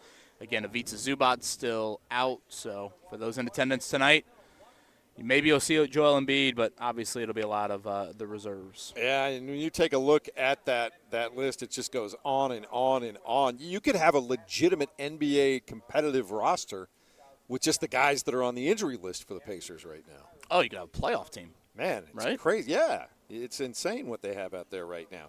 All right, so that one starts at 7 o'clock tonight, 6:30 gets you underway here at 93.5 and 107.5 The Fan with our coverage there, Pacers and Sixers. We can also tell you college basketball tonight. Northwestern will be in Bloomington to play Indiana. The Hoosiers 17-10, 8-8 in conference play. But what's the recent history against Northwestern? Yeah, Northwestern's won 5 in a row over Indiana. Now, this is a Northwestern team that has really struggled this season. They do have Nick Martinelli, who's one of the better scorers in the entire Big Ten, but that's really it. So, yeah, this is a game you just can't lose. When you're hovering around the bubble this time of year, typically you need to steal one, and you also are going to have these games that pop up that are just can't-lose type of games, and this would be one of them here. So, yes, home to Northwestern, 8.5, 9.5-point favorite, Indiana tonight. The celebration continues for Team USA men's hockey team. They were rerouted from going back home through New York because of that major storm yesterday. They went to Miami. And what did I see on social media last night with this men's hockey team, James Boyd? Tell us a little bit more about what you saw. I actually did not see much of this. You guys got to fill me in. Yeah, it looked like they were partying at 11, one of the infamous clubs there down in South Beach. I was just hungover watching them party. Did you see now it's going to be sweating liquor. So many classic photos coming out of this. There's one now of Jack Hughes missing his front tooth or most of his front tooth, biting down on the gold medal. Have you seen that? That was a sick picture. You're just legend from the picture right there. How quickly do you get your teeth fixed? You party first, and then is it a week later? Is it a month? Or do you just hey, I got to wear it like it's an active character? Those hockey guys, they might rock that the rest of their lives, man. Man, you're right. They're a different breed. You talk about marketing for Jack Hughes the rest of his life? Think about the difference here between load management in the NBA and the way hockey players just don't miss a shift. Don't even miss a shift. Built different. I mean, we got load management on back-to-backs, and you got guys. Now, granted, it's the gold medal game, but it's kind of that way in hockey all the time. I see all the time guys get cut open. They go back, they get 6 stitches, they come back, and they're ready to go as soon as they can get back on the ice. Special breed. Love it. I love it. I love it. Anything else you guys want to throw in before we I will say this real quick from the NFL. They just announced that Detroit, the Lions, will be playing overseas in Munich, Germany. So I believe that's maybe 9 or 10 overseas games this year for the NFL. So they're really trying to expand. Is this an extra one or is this 9? I know that there's 9. But. Again, I said 9 or 10. Feel free to count me out, Jeff. But point is that they really are trying to expand their global reach to the rest of the world. And it seems like, as we've talked about, Kevin, it's going to get more and more and more as we move forward. I think they really do want to trend towards every team having an overseas game, at least one. Don't believe the Colts play the Lions next season. There are a couple of international home opponents that have already been announced that the Colts do play. So, we'll obviously keep an eye out for that after the Colts just played in Germany last year. Of course, that's some of their marketing rights, so that's why I bring that up in regards to the Colts there. There is a Detroit Lions bar in Germany. Walk past. Look at that. In Berlin. So, St. Brown. Look at that. It's German, so he's got some love over there. Dan Campbell, Das Boot over there. You put like big Barry Sanders poster up on the back Hey, there. he's a legend. Probably the best ever, right? Reminder, Chris Ballard, 5:30 today. Shane Steichen, 4:30. And, Jeff, you said Shane will be on with JMV later today? At some point today, that's the plan, yeah. So that's open to change as well. So a lot of great stuff coming on. In terms of the international games, too, I keep hearing from all my friends like at NFL Radio and stuff like that, eventually the league wants to get to like 16 or 17 international games where they have one every week with perhaps maybe not the last one because they like to play everybody, on that last day and not have a Monday night game or anything like that. But I wouldn't be surprised if in the next 5 years we see at least 16 games internationally, one every week. Yeah, it does seem like it's certainly trending in that direction. Yeah. All right, so that's what's happening in the world of sports right now. We continue to come your way from the Indianapolis Convention Center. A little bit of a different setup for the Combine this year. I kind of like the way they've done it this year as opposed to last year. Any thoughts? Yeah, we're all kind of, I guess, in one room with the podiums and the radio row here. If you can see on our YouTube screen, you can see a little bit of the background. Place starting to fill up. We're one of probably 60 stations and shows and teams that are here on Radio Row. The podiums are on the other side of some curtains here, and GMs will start to talk around 10 a.m. today. It's mostly GMs and head coaches today, and then you'll get prospects starting to meet the media coming up tomorrow. Aiden Fisher, one of those prospects. We begin with the linebackers, I should say, and the defensive linemen coming up mañana. Yeah, look, Aiden Fisher, unbelievable college player. How do you think he projects into the NFL? Probably day 3 pick. Yeah. But is he a guy you think that could stick on a team and play for a couple years? Yeah, I think so. You're starting probably at some point in your career. The heart of that guy, just insane. I would think a team would feel lucky to get him on day 2. Yeah, I think he'll definitely, I would assume be a core special teamer. And who knows? Colts have a need at linebacker. Could they dabble a little bit into Aiden Fisher? Yeah, and I was looking at Nathan Brown's first mock draft this morning. He had them getting Omar Cooper after a little bit of shifting and trading with other teams and stuff in the middle of the second round, which would be kind of interesting. Wow, yeah, I feel like he said to kind of take the place of a departing Michael Pittman Jr. Interesting. 2 different skill sets, I would say, with Omar Cooper Jr. and Michael Pittman Jr. And, we'll have Dane Brigler, James, your colleague, on tomorrow. I would say he would probably be one that says Omar Cooper Jr. ain't getting to 47. if that, I think he's a first-round guy myself, late first round. I know Dane has viewed him very highly. For sure. I believe even in the top 30 there. So will be a good one to throw his way coming up tomorrow when he joins us. Mark, do we have a time for Dane Brigler tomorrow? Not yet. I'm going to nail it down later today. I know we got Ballard to round out the show, I think, tomorrow, 9:45. Don't worry, Mark. I'll be here at 6:59. I know you will. Wondering what time I pull up. I do have a question, though. Yeah. So we've been talking a lot about the tag and Alec Pierce and why I would think most of us here on the show would agree that he should probably be franchise tagged more than Daniel Jones. My question is Alec Pierce a number 1 receiver? And does it concern you that when you give him that sort of money that he will be your top guy?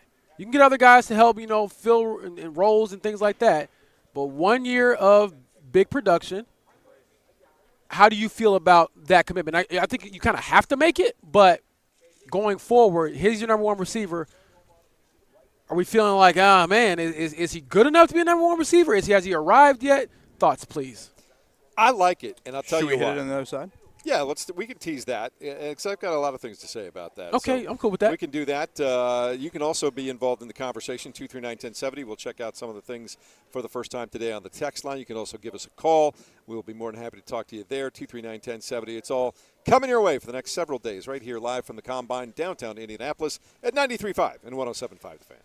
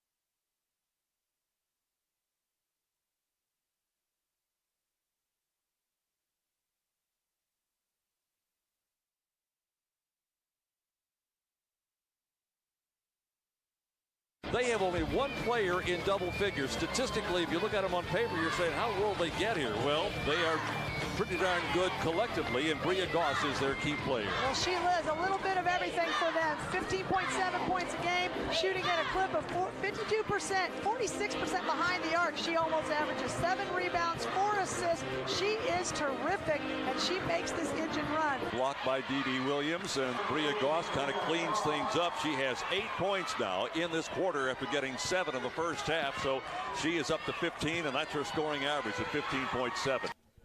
Well, that is the 2010 4A State Championship. Ben Davis all over Maryville. Quite the run there for those Ben Davis teams. And you hear the name of Bria Goss still now. She does great work broadcasting some Fever action. The 2011 Miss Basketball Gatorade Player of the Year went on to the University of Kentucky. And, of course, you do hear her from an analyst standpoint covering the Fever. It is girls basketball state finals coming up this weekend. From a local standpoint, Roncalli and Belmont, that'll be your 3A game. And 4A, it's undefeated Center Grove trying to put the cherry on top of that season.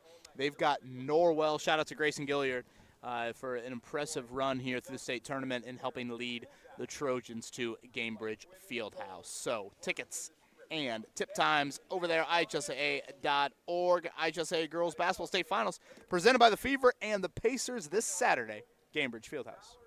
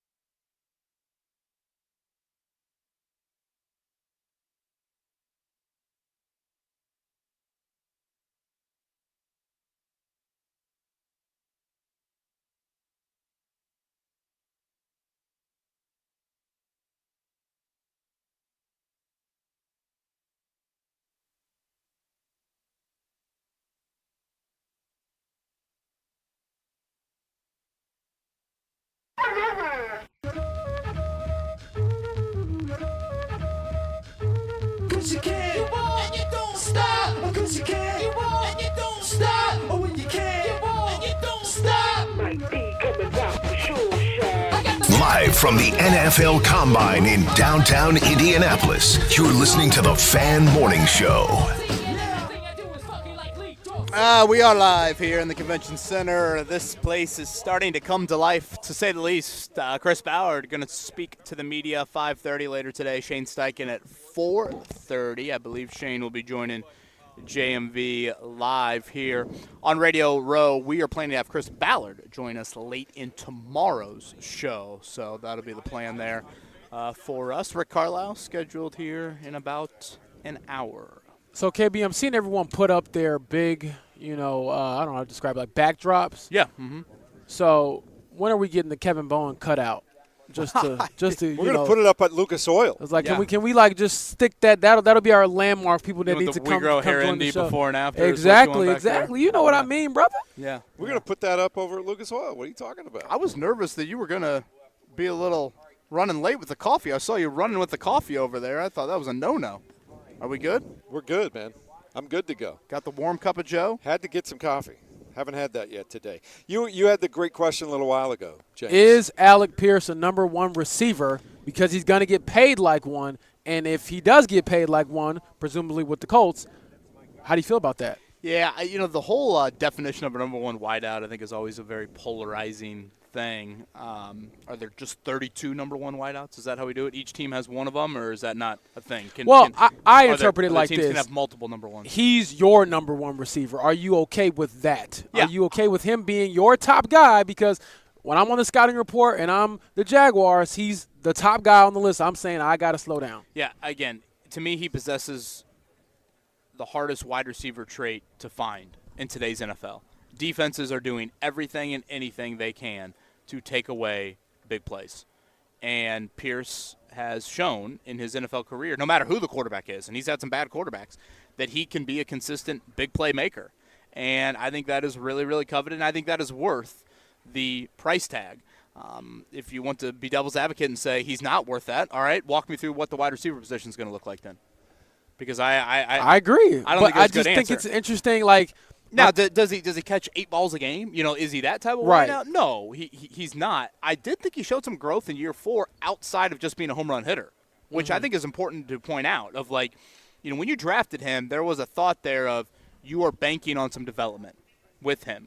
At Cincinnati, he really was. He played defense early in his career. Marcus Freeman was their defensive coordinator. He wanted Alec Pierce playing defense with him. That Marcus Freeman guy notoriously knows nothing about football, but I'll let you continue. Played special teams, and then eventually, his volleyball background led him obviously to being a great wideout. So I think he has shown some growth as well.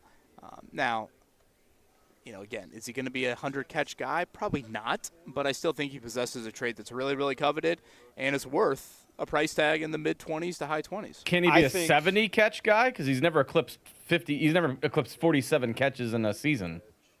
Well, I guess the counter there, Mark, would be that's a good question. But 2, does he need that many catches considering the volume in which – not volume, the yards per reception? I think he led the league for a second straight year. So are you okay with having – I don't know, 61 catches, but they're going for 20 yards a pop, 18 yards a pop? Here's what I'll say about Alec Pierce. I'm going to build on what you said, Kevin. I think he not only has the number one trait that you need in the National Football League, I think he's got the top 2 traits you need for a wide receiver in the NFL. The thing that we knew he could blow the top off of coverage, and he had demonstrated that early. He really doubled down on that last year. That's great. He can get behind anybody in the National Football League. That's huge.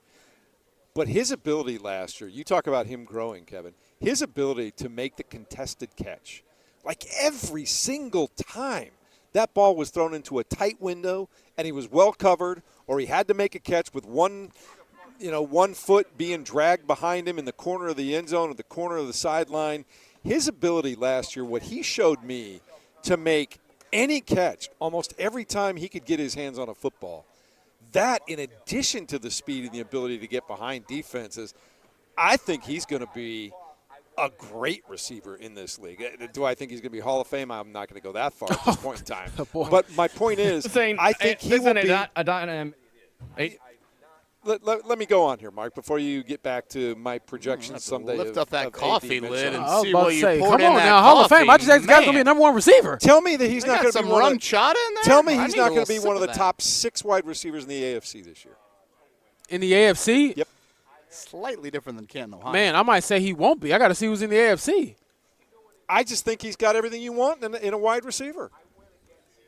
Is he a top 6 AFC wide receiver? Boy, that is quite the question. His Jamar skill set, Chase, Nico Collins. The ball skills that he DK showed. Metcalf. Tell me he's not look, he's just as effective as a downfield blow the top off receiver as Jamar Chase was. He doesn't get the volume that Jamar Chase did. And I'm not saying he is Jamar Chase. Listen carefully to what I'm saying. He possesses everything you want a top wide receiver in the NFL to have. He takes the top off of defense. Tell me which contested catches he didn't make last year. I agree with that to an extent, but because this is why I asked the question. How do you perform when you're the top guy on the scouting report? Everyone knows you're going to get the ball, or you're going to try to get you the ball, and perhaps you don't have Michael Pittman Jr. alleviating some pressure. So let's just play it out. If Michael Pittman Jr. isn't there, Alec Pierce re-signs and gets a big bag of money. They'll probably bring in another receiver. But the way people scout you and look at you changes drastically. So can you produce when everyone and their mother knows you're getting the ball? And so, yeah, Jamar Chase, in any comparison, Jeff, it's hard for me to fathom Did I say top receiver in the AFC? I did not say top receiver in the AFC. My point is, I don't even know if like top 6 is that's tough, man. My point is, you can say that he can get downfield and get open. Yeah, for sure. Right? But like, man. But is he gonna? He's not going to get. But to your point, he's not going to get the volume. Jamar Chase can be thrown at 12 times a game sometimes. That's not going to happen with Alec Pierce. Boy, I did not see James's question turn it into this, where we're throwing out. You guys are going to turn it on me. I can see this as we go. I'm saying he has the ability to be a top receiver, certainly in his conference, and as time goes on, the NFL. Mark, you ever gone rum chata in the coffee? Oh, I have. I've done Buffalo Trace in the coffee. It's outstanding. Tell you I can endorse that wholeheartedly. So I gotta see what the coffee, bars look like that Jeff Ricker just found out. Well, look, I will say this. The league thinks enough of him that they're going to pay him top dollar this year. I will say this on Pierce to go back to kind of the original question, and I guess not be super hyperbolic with it. Who had a better season last year, Alec Pierce or Michael Pittman Jr.? AP. Easily. And he had 33 less catches than Michael Pittman Jr. Yeah. So, Mark threw out the number there of whatever, 70 catch. Can he be a 70 catch guy? Like, I understand there is an element of like, yes, week in and week out, you want to see your top wideout be whatever, 7-8 catch guy. Like there is a notion to that, but I think at times it can be a little overblown. I mean, we were talking about, and for the most part, Pittman Jr. and Pierce played a very similar amount of games. Hell, I would say Pittman Jr. probably played more games. And 33 catch difference. And if you ask the question of who was the better wideout, you would say Alec Pierce definitely was the better wideout. So when you have led the NFL in yards per catch each of the last 2 years, when you just did something this league hasn't seen in over a decade, Deshaun Jackson, 2010, 2012? Yeah, with the 20 yards a catch and all that, 22 yards a catch it was a couple years ago. So, that is big, big praise. Now, am I ready to say Canton, Ohio? Am I ready to say whatever? No. But I think for the Colts operation and the Colts depth chart, and I do think you have to acknowledge Tyler Warren's presence as a consistent pass catcher. You expect that to continue to be fair. there. Yeah. That can alleviate some of Michael Pittman Jr. Then I think Pierce is a worthy of the type of money that he's going to garner. And I want to be clear. I'm not talking about a number of catches. I'm not talking about making an all-pro team or anything like that. I'm just saying, to your point, Kevin, in terms of impact, we've seen what he can do when he gets behind guys, which he seems to do once or twice a game. And I was more impressed. We knew that at a certain point last year. I was more impressed as the year went on with his ability to, if he threw the ball his way, James, he was going to catch it. That doesn't happen all the time in the National Football League. Yeah, he's uncanny with that, Jeff. I mean, jump ball, 50-50 ball. I actually talked to Reggie Wayne about this last year because the common term is 50-50 ball, but he was saying with Alec it's probably like 80-20 because of the catch radius. And really, I think it's skill. It's also a talent and kind of a gift, and him working at it. And to all the points that you all have made, he has expanded the route tree. He has become a more complete player, and that was one of the questions about him. But honestly, one of the funnier things about this is that, remember he started his career with a drop touchdown pass? Yeah, in Houston. Yeah, and I'm thinking to myself, you've gone from that to now, Jeff, he's going to make $100 million probably on his next contract. Like, that is quite the rise for Alec Pearson. He's earned it. I think, we talked about competition in the roster. He's the only one I could point to and say when there was extra juice added to his position, when there was extra competition added to his position, as Chris Ballard said he wanted to have, Alec responded. When A.D. Mitchell showed up, he was like, all right, this guy's here to take my job. I'm going to make sure I keep my job, and not only keep my job, but get paid. So shout out to him. So do we need to try to come up with the 6 wideouts or no? Are we already? Are we going to give Jeff credit on that? Are we going to you're talking about the AFC? Canton, Ohio seemed wildly outrageous to me. Nobody said Canton, Ohio. Mark, can you drum up that audio, please? Yeah, please go get the Sure. audio. Give me a few minutes. I said Jamar Chase. I can see the edit job You coming got Jamar Chase, Nico Collins, Nico Collins, Zay Flowers, Cortland Sutton. So we would say Flowers, Sutton. Are we counting Tyreek Hill since he was with the Dolphins before he got released? Yeah, the other names I came up with, and again, I'm not committing to these names, but I would say Tyreek Hill, Garrett Wilson, Jalen Waddle, DK Metcalf, Stephon Diggs. Lad McConkey, Brian Thomas Jr., either of those? A year from now, you're going to be putting him in the list of some of those guys. Because what doesn't he do, Kevin? Well, I think he doesn't consistently catch the football to the notion of a lot of number one wideouts. Now, some might counter and say, well, he hasn't been asked to do that. But I think. But now you will be. That's kind of like my broader thing. Right. That is a fair unknown. Critique, I think, is unfair to say that yet because I don't think he's been asked to do that. But it is an unknown. Can you round out the whole route tree, and can you make a few more of the boring catches, more of the methodical catches? Again, at the end of a season, can you be a 7-8 catch a game sort of guy? 6, 7, 8, 6, 7 catch a game guy. Here you go. Can you do that? That would probably be the question that I would have. And, that's really the big one for me. I think he can. I do. I saw the route running last year. I saw contested catches, his ability to take the top off of the defense. I think we saw a guy who was starting to become a big-time receiver last year. And I think if he just continues on the trajectory that he's on, I think he'll be one of the better wide receivers, certainly in the division and certainly in the AFC. I believe that. Well, I looked it up, Jeff. Number 6 in the AFC in receiving yards last year. Want to give me a name? Alec Pierce. There you go. So, hey, got to eat a little crow. But I go back to the word. I really go back. I was really building on what you were saying, Kevin, because I really think the key word when it comes to Alec Pierce that you talked about was impact.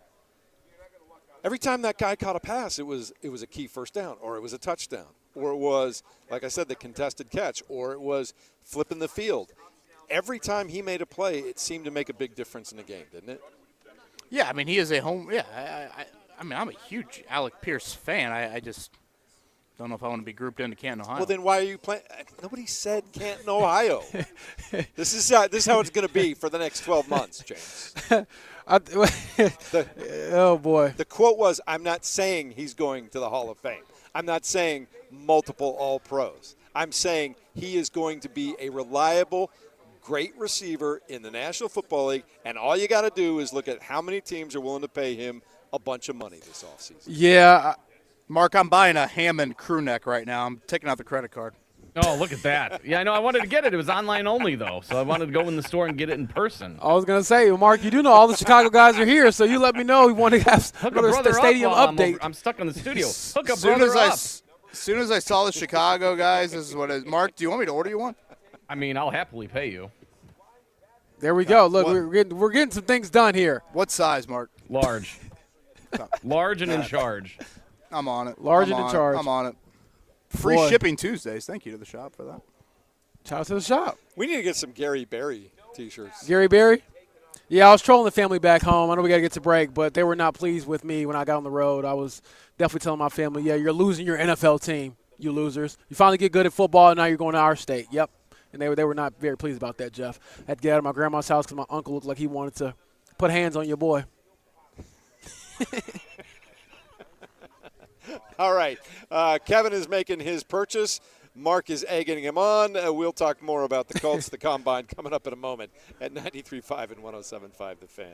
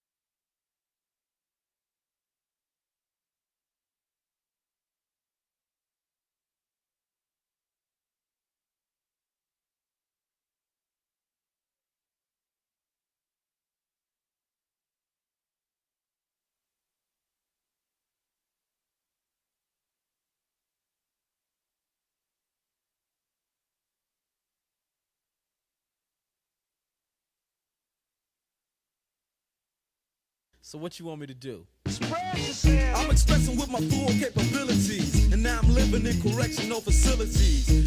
Live from the NFL Combine in downtown Indianapolis, you're listening to the Fan Morning Show on Sports Radio 93.5 and 107.5 The Fan, the official home of the Indy Sports Fan. James, obviously we're here at the Combine, and it's all about getting ready for the NFL Draft and evaluating guys coming into the league. Yeah, I'm about to run like the 40. I did it at training camp, baby. Kevin's going to run the 40 later on today. I was moving. I forgot you cut those kids in line at training camp. Absolutely. I told them, watch out, losers, and then I let them know what's up. People are already starting to think about the NBA draft, though, with the Pacers having potentially a top pick. Evan Almighty writes in, guys, just saw another clip of Peterson trying to sub himself out again last night after making a three-pointer. He says, Pacers, no matter where you fall in the first round, 1 through 4, just take Boozer. He's wise beyond his years. Also take Braden Smith in the second round. Boiler up. Did he do that? I only watched the first half. I saw the video, and it did look kind of similar to when he took himself out from another recent game. But also, I'm always like, oh, camera angles, I wasn't there. Like, did we get the full context? But I will say this. Darren Peterson spoke after yesterday's game, Mark, and if you have that audio ready, let me know, because he did say some things about, A, how do you react to some of the criticism that's been bestowed upon you, and then also, B, how do you personally handle it? And I thought some of his responses were very interesting, to say the least. Yeah, it's going to be fascinating to watch his participation down the stretch here in tournament play, and does he consistently play every other night for a couple of weeks in a row? And like I said, we saw him play 32 minutes the other night, and he didn't have one of his best games. He's demonstrated the ability to just light teams up for a half, and then the issues, whatever they are, start to pop up again. Yeah, it's kind of funny. One possession last night I was watching in the first half, he hit like this one-legged, like 18-footer. I was like, oh, my gosh. I mean, when you watch him play, I mean, there is some just wildly impressive skill. And, you know, we obviously have started to psychoanalyze him. We're going to continue to psychoanalyze him. I mean, I'm literally watching him every possession being like, okay, is he loafing? Is he not engaged? I mean, like, I didn't necessarily observe that. Granted, I was just watching the first half last night, but that will be one of the more, we talk about this at the NFL Combine a lot. We talked about it a little bit to start off the show. This year, I think it's lacking kind of the big interview. Who's the big, tantalizing, talented prospect that has an off-the-field or a non-playing of the sport question. Can you imagine if Darren Peterson was walking up to one of these podiums here in the next few days and what that scene would look like and what those questions would be like? Boy. I mean, I don't know have you ever been to the NBA Combine up in Chicago, James? I have, actually. I mean, it's nothing like this. Yeah, I've been there. No. Been there a few times. It's I want to say different. the year I went, Paolo Banchero was like the big dude. Might have been coming out. But, yeah, no, he's going to have a lot to answer for when it comes to health, love of the game, and maybe some of that stuff is out of bounds, but we know every time we talk to a player, they tell us that there's some wildly crazy question that somebody asked him along the way, so I can't sit up here and act like that won't be part of the conversation. And correct me if I'm wrong, haven't we seen NBA teams in the past, and maybe like Ace Bailey, I'm thinking of him last year with Rutgers, can't you do a little hiding of medical records in the NBA? Isn't that like a thing their medical evaluation is not what it is here in the NFL, I guess is what I'm saying. Where the NFL, right here from an IU Health standpoint. Independent. Yeah, I mean, and it's picked and prodded, and you got all these medical staffs here in Indy for the week, whereas from an NBA standpoint, I believe you could be a little bit more protective. You probably can, but, Mark, I know I just teased it there. If you have the audio from Darren Peterson last night talking after the game, here's what he had to say about, A, dealing with the talk from the national media about him, and also, B, how he handles it. Somebody's had something to say probably after every game this year, so I don't really pay attention to it anymore. I don't know. I've kind of been a antisocial loner my whole life, kind of, so I kind of just deal with it on my own. So, in that clip, just to reiterate, he says, somebody has something to say all the time about what I'm doing. And then they ask him, okay, how do you handle it? He says, well, I've been an antisocial loner my whole life. I'm thinking, do I want this guy on my team? Like, do I want you leading my franchise? If I draft you number 1, you are saying, yes, Tyrese Halliburton is here, but you are also right next to him as our franchise pillar.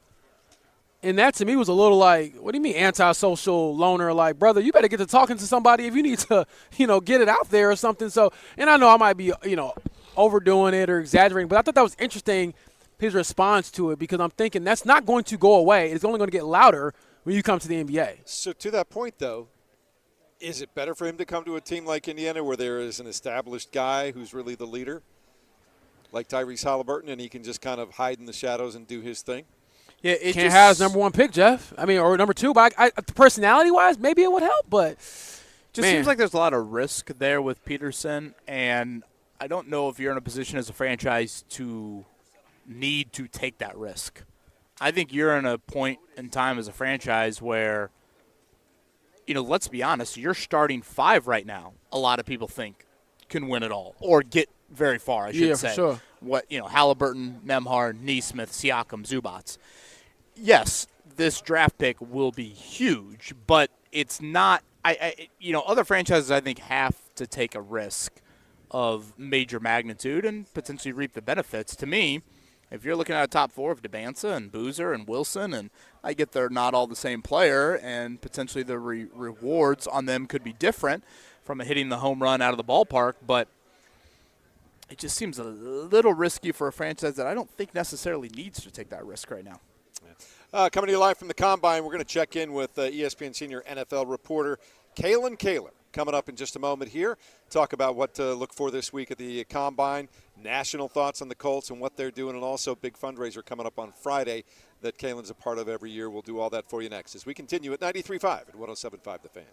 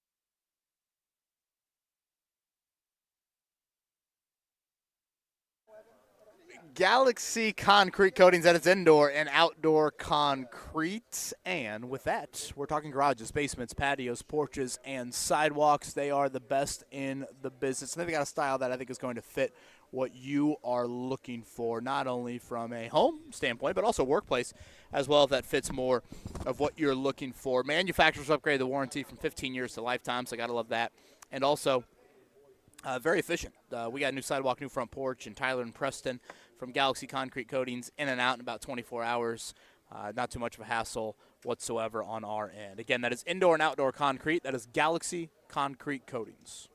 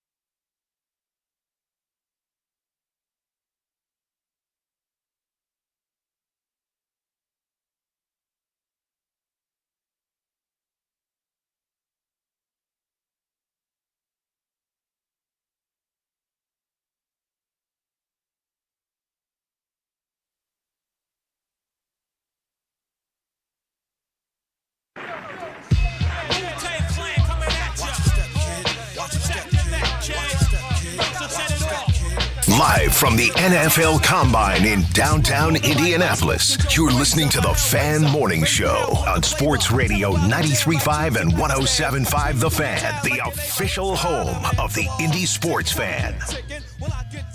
Boy, we got here very early this morning. Cam had already set everything up. He was one of the first people in the building, and there might have been 10 or 12 people hanging around when we started the show at 7 o'clock. That is not the case now, Kevin Bowen, as the broadcast media crew from everywhere in the NFL has started to show up. This is becoming a busy, busy place at this point in time. Yeah, and just remind everybody, this is pretty much head coach GM day here at the Combine. So Shane Steichen at 4:30, Chris Ballard at 5:30. I believe Shane will hop on with John this afternoon.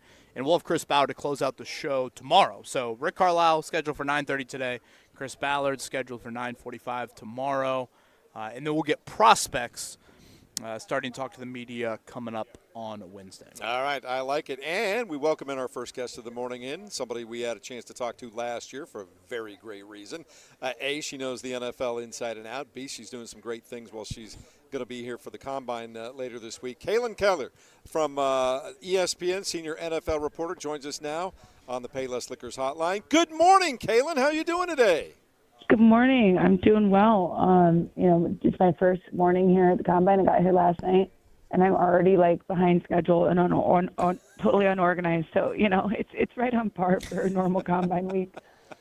Kaylin, thank you for the time. Okay, so Friday, we've gotten used to this event before with Peter King over there at Sun King. I love myself a little Wee Mac beer. What can fans look forward to Sunday? And, of course, it's going for a great cause. So on Friday night at Sun King, my old boss, Peter King, who is now retired, he went to the Winter Olympics with his wife. They went to see figure skating and then had this great Italian vacation. It looked awesome. So he's enjoying retirement right now, but he started this event. I don't even know how many years it's gone on now. I feel like it's been probably close to 10 years where we gather a panel of NFL insiders, NFL reporters for all different outlets to talk about the NFL draft, to answer your Colts questions, your NFL draft questions, your Combine questions. And it's going to be this Friday at Sun King starting at 6 o'clock. And this year's beneficiary is Riley Children's Hospital. So we've got a great beneficiary. And I will send you guys the link so you can post on your website if you want to or tweet about it later. But on my Twitter, at Kaylin Kaler, Kalyn Kahler, you can find the link. I have it pinned there. The link to buy tickets is $25, and the proceeds go to Riley Children's Hospital. So it should be a great night. It's always really fun to meet people in Indianapolis who care about football and who want to chat. And we've got, we're going to have a great panel of reporters. Albert Breer from Sports Illustrated will be there. We've got a few ESPN folks, Brooke Pryor from ESPN. I'm going to have some reporters who represent the first couple picks in the draft, Raiders and Jets, present to discuss what these two teams might do with their picks. And there'll be some items to bid on, some fun autographed items related to football as well. So if you guys are interested, I'd love to see anyone listening there this Friday night at Sun King. Kaylin, this is a great event. Your boy will be pulling up, so it'll be good to see you later this week. And, I can definitely vouch for the event. It gives you a little chance to, I guess, peek behind the curtain when it comes to our lives, NFL reporters, what's going on in this year's draft. And one question I have for you, Kaylin, is this is such an eclectic event, I feel like. It's kind of all over the place, depending on what your role is. So for those who don't know what the Combine experience is like for someone who's in your role, without giving away too much, I know you're always working on something. Can you explain what that looks like, in your week ahead? Yeah, so you try to plan as many, actual scheduled coffee meetups or source meetups as you can.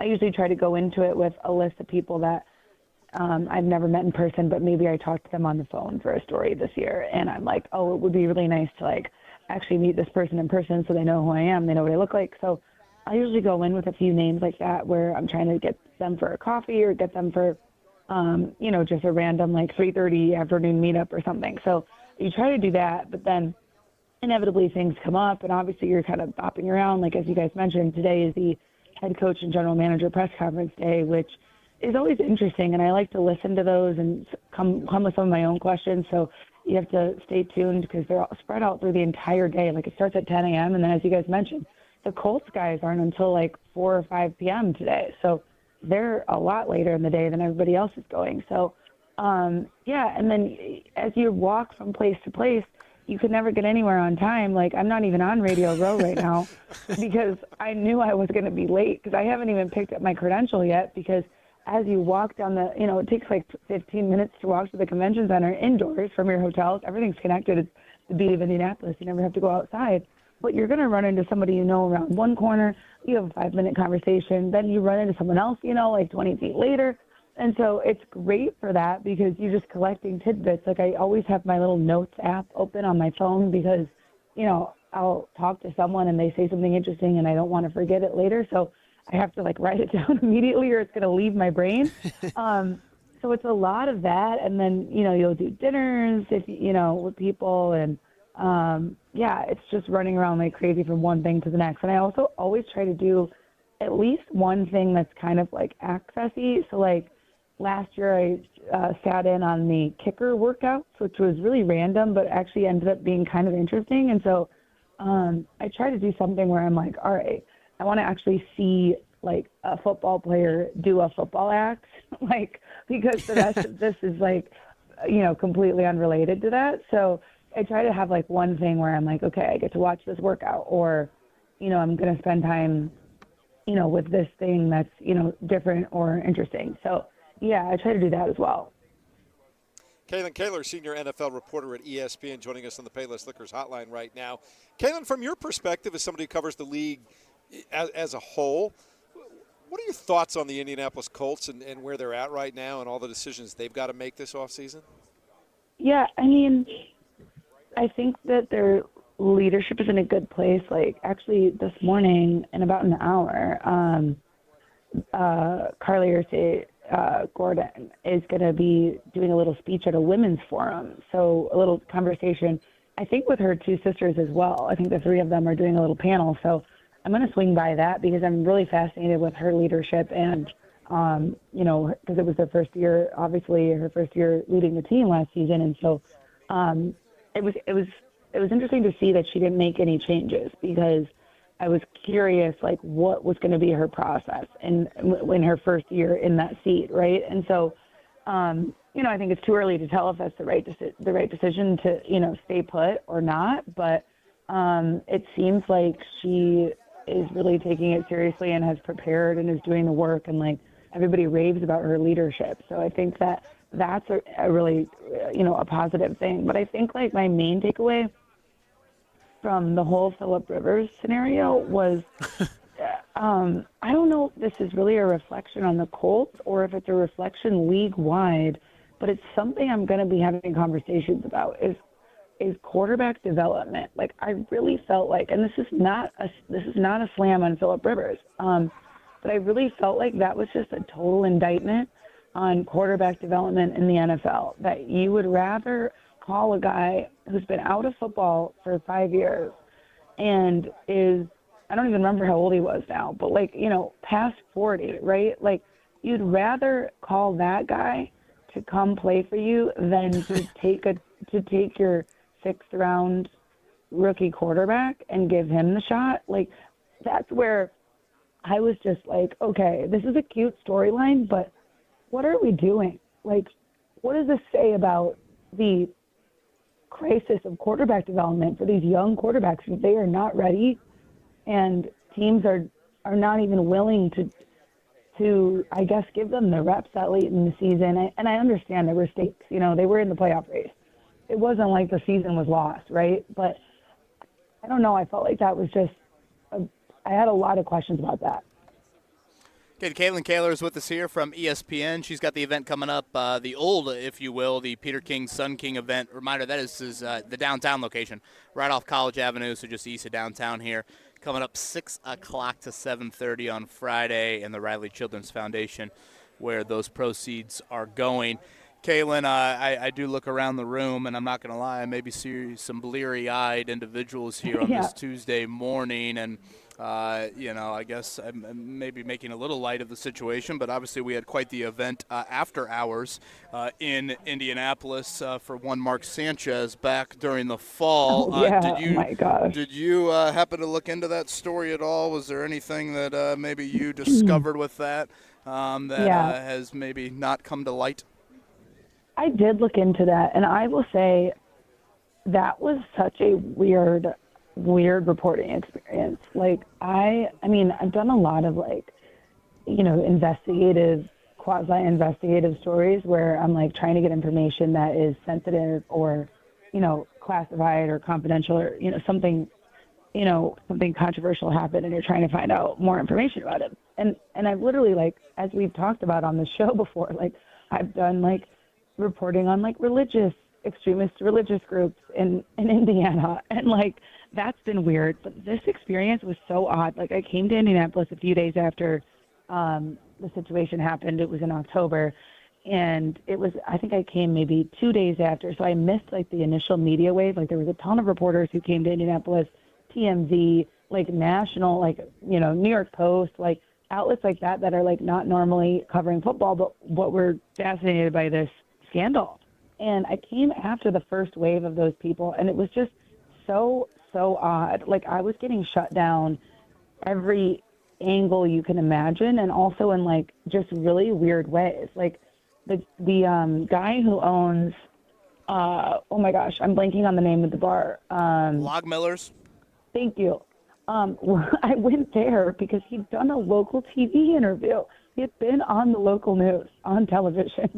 His face was on it. There was no hiding his identity. I went there thinking, oh, okay, he's already done a local news interview. He's obviously going to, say yes to talk to me. What's the difference? I'm not even trying to put him on camera.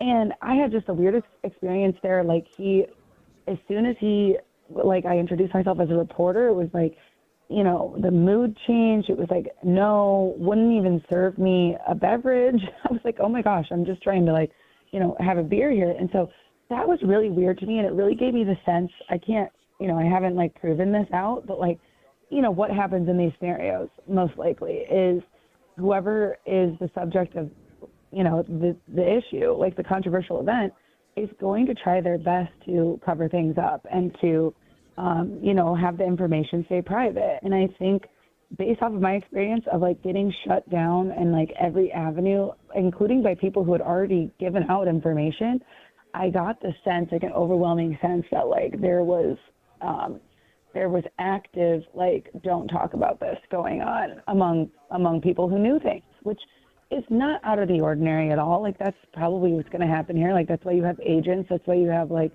crisis PR firms. All of that stuff exists to make sure that information isn't getting out. But that was my overwhelming experience, is wow, this is a really weird reporting. I'm getting it was just really weird vibes all around. And you think you were going to get information, and then the person would clam up, and I even had trouble getting video footage of, areas that would have caught him on camera when people initially said, oh yeah, we'll go through our cameras, we'll help you. And then it was oh no, we're not going to help you. It would be a quick change in willingness to help. So that was really interesting. But I will say the latest update on that, I've been in touch with the lawyers for Perry Toll, who was the victim in that case, the man who ended up getting beat up by Mark Sanchez, and the one who ended up stabbing him in what appeared to be self-defense. His attorneys, the latest with that is there was a lawsuit against Fox and against Mark Sanchez, and that lawsuit, they were trying to move it, I believe, out of the state because Fox is not in Indiana, and his lawyers were arguing to bring it back into Indiana, into the local Indianapolis courts. But within the latest filing, there was a really interesting, and again, this is not necessarily factual because it's in this document, but there was a sentence in their filing to move this back to Indiana courts, within the court system. They did have a sentence that said that they were under the belief that Sanchez had been getting into, I wish I had it in front of me right now, but I believe it mentioned a specific being overserved, or I think it mentioned possibly a specific drug at St. Elmo's. And so St. Elmo's was actually added to this lawsuit as well, because his lawyers have kind of identified that as the place where whatever happened to Mark Sanchez that night began, essentially. So that's the latest, interesting turn in this, is St. Elmo's was added to the lawsuit, and the latest filing, his attorneys are saying more specifically, what they think Mark was getting into. And I don't have it in front of me right now to read it verbatim, so it's out there, though. I think people have tweeted it and published it, but that's the latest kind of interesting turn in this. And so it hasn't gone to trial. It's still in the discovery phase, and, I'm assuming something like this is going to end up getting settled. I would be surprised if it ever, the civil lawsuit at least, if that ever, made it to a trial. Kaylin, thanks so much for stopping by this morning. I know it's a early start to the combine for you, but we appreciate you checking in. And one more time, you'll be Friday night where, raising money for who? Yeah, we're going to be, myself and a panel of very smart, interesting reporters are going to be at Sun King Brewery, the downtown location, and we're going to be talking NFL and raising money for Riley Children's Hospital. So if you want to come have a beer with us and learn some NFL facts and support a good cause, this is the event for you. 6 o'clock Friday night. Awesome. Thanks so much for stopping by. Can't wait to talk to you and see you the rest of the week. Have fun. Thank you. Thanks for having me, guys. There you go. And again, this is the Sun King Brewery downtown, not in Carmel. So just to make sure you go to the right place Friday evening. You know where all the Sun Kings are. Indeed. The one in Carmel is an awesome Well, you know, I'm a big drinker, so me and my jugs of beer. And honestly, yeah, Mark knows what I'm talking about. They got great food at the one in I think you got a Carmel, problem. too. So, yeah, just right off College here near East Side, the Sun King location. So, yeah, the annual Peter King event. So thank you to Kaylin Kaler for that. And, again, as Jeff said, 6 o'clock on Friday. I think, is it 6 o'clock or 7:30 on Friday? 6 to 7:30, 6 to I 7:30. believe. Okay, Yep. that's what it is. Appreciate that. And, it's interesting. I'd kind of forgotten out of sight, out of mind the whole Mark Sanchez thing, but it is kind of interesting now that a lot of people that were all over the TV and were talking to reporters initially now don't have too much to say to anybody at this point in time. Yeah, and what was it? Did Drew Brees take over the rest of the year? I'm trying to think. It was Brady Quinn for the one game. It was right? Brees. Was it yeah. Brees then the rest of the year? So, They brought in Brady for the one the next day, and then after that it was right.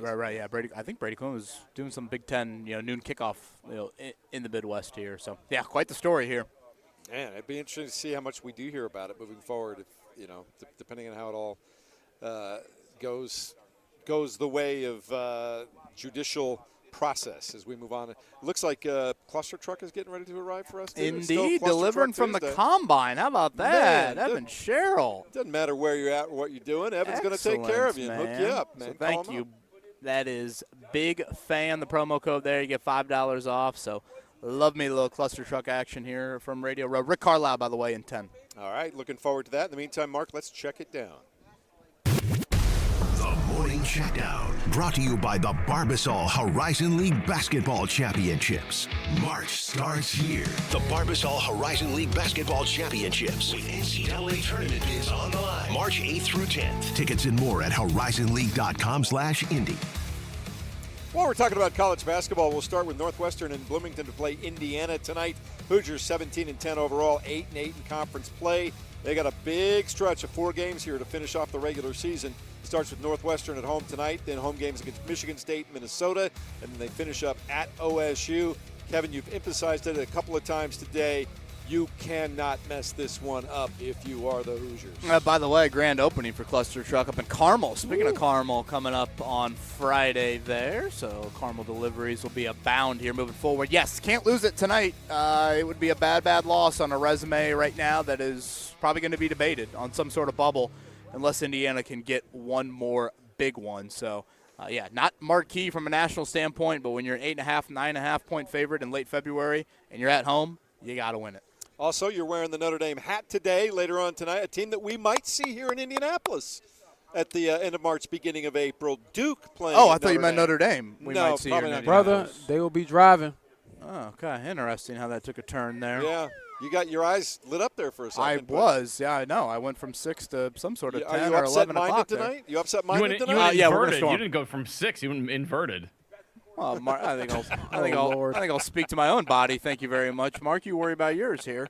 17.5 point underdog. We're missing our. You are slowly two pulling best him to the players, dark side, Mark. 3 starters. We got about 8-9 scholarship dudes. So yeah. All by myself in here. I got nothing else to do. That's all we need to know right there. But that's college basketball later on tonight. We'll also let you know that in the NBA, the Sixers in town to take on the Pacers. I'm just going to read you guys the list, the Pacers injury report that they put out actually yesterday. Micah Potter's probable. That's good news. Cam Jones, questionable. TJ McConnell, questionable. Andrew Nembhard, questionable. Pascal Siakam, doubtful with the left wrist sprain. Aaron Nesmith, out with a right ankle sprain. Ivica Zubac, don't know when we're going to see him, out with a left ankle sprain. Johnny Furphy, of course, out for the year. Obi Toppin still out with that right foot stress fracture. And Tyrese Halliburton, of course, out for the year. We talked about this last hour. Kevin, just those names right there, that's a playoff team right there, isn't it? That's a team that can win a couple series, not just a playoff team. So, yeah, for Philly tonight, just a reminder, Paul George still suspended. Joel Embiid, I believe, is questionable. He's missed the last handful of games there. So, 9-point underdog, the Pacers inside of Gainbridge Fieldhouse tonight. All right, later on today, we will hear from Shane Steichen and Chris Ballard here at the NFL Combine. Shane Steichen set to meet the media at 4:30. Chris Ballard scheduled for 5:30. We will hear from Shane Steichen at some point during John's show from 3 to 6. Stay tuned to the station to find out when exactly that ends up being. But looking forward to hearing from those guys today. And what do you think the big question will be for both of them from national media today? Well, nationally, I think a lot of it has to do with the future of Anthony Richardson. Beyond Daniel Jones, assuming you're able to re-sign him, I feel like when I talk to other beat writers and people of other teams, they're just still interested with the guy who a few years ago walked out here and looked like Superman. So what happened to Superman? Where is he?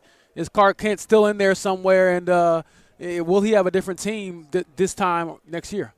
All right, the Indianapolis Colts also have announced 5 new coaches will join their staff, chief among them Marion Hobby, the new defensive line coach, and he's got some history with Lou Anarumo, James.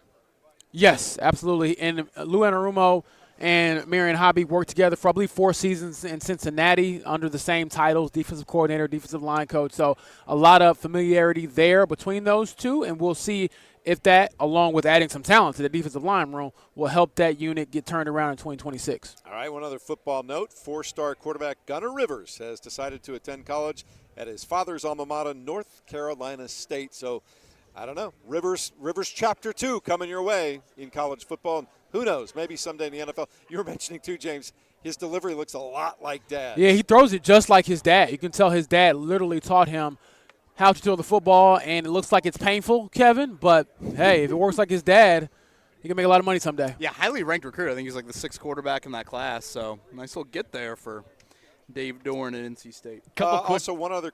I had a couple quick ones Mark. real quick. The new Falcons GM Ian Cunningham has announced that they will release Kirk Cousins when the new league year starts. So there's a veteran that's going to hit the free agency. And then how about the Colts naming International Fan of the Year Lucas Lejeune? He's been in our studios before, and I think at the Combine. So shout out to him from the Netherlands. So where's the camera? I got my Lucas sticker on my laptop, baby. Great Let's go. human. Yeah, he was in our studio just a few weeks ago. He's just a tremendous young man. A big future for him in the NFL, Agreed. covering media and things of that nature. Also wanted to mention Ryan Carr is leaving the Pacers to go to Indiana University, Kevin. What do we know about that? Yeah, going to be kind of, I guess, the roster builder, if you will, for Darren DeVries. So maybe after we're done with Rick Carlisle, we can chat more about Ryan Carr's role down there in Bloomington. All right, Rick Carlisle is coming your way in a moment here as we pause our coverage of the National Football League and the Colts to give you some Indiana Pacers and the head coach of the Pacers as we do each Tuesday. That comes your way next. It's the Fan Morning Show with Kevin Bowen, James Boyd. I'm Jeff Rickard, Mark Dykton at the station, engineer Cam on site. We continue next on 93.5 and 107.5 The Fan.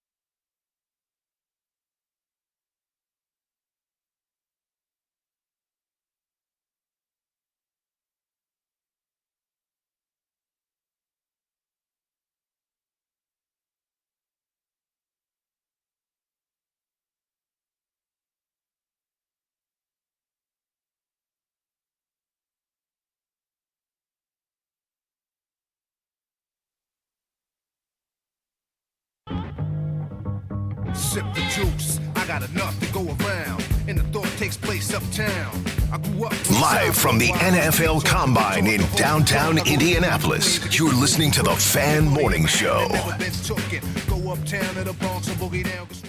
Well, good Tuesday morning. It is certainly alive and busy here at the Indiana Convention Center. The NFL Combine underway. It's pretty much GM head coach day. It's kind of how I referenced Tuesday at the Combine. We will hear late today from Shane Steichen and Chris Ballard. Chris Ballard scheduled to join us tomorrow in the show. And then prospects will start kind of their media sessions and then eventual workouts beginning tomorrow. We'll begin with the defensive side of the ball. Quarterbacks will throw Saturday. Fernando Mendoza not throwing, right, James? Just the pro day for him? Just the pro day. Wants to help out his boys. And honestly, that's typical of most quarterbacks in his position when it comes to the draft. Mark, you did say we have Rick Carlisle on the line? Correct.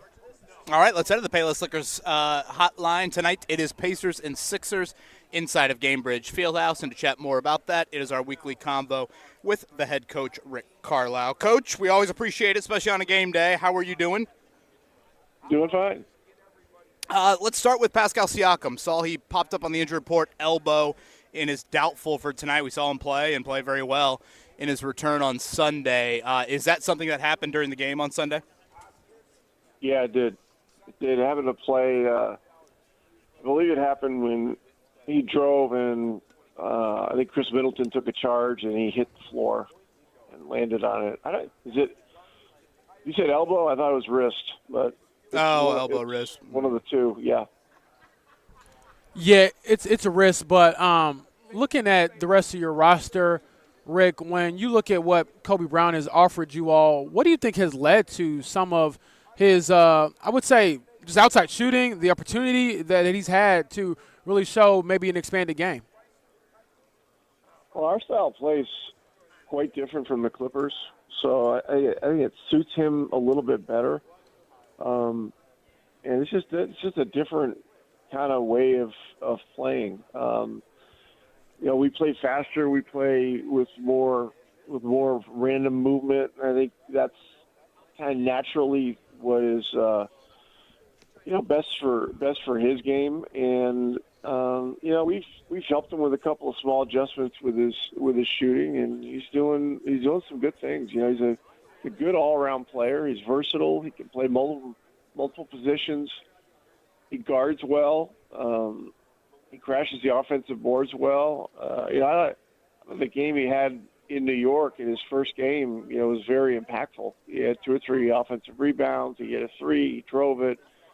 In that game, that's an overtime win for us. He was plus 13 in the game, which was the best on the team. So he's got some tools, and so far things have gone well.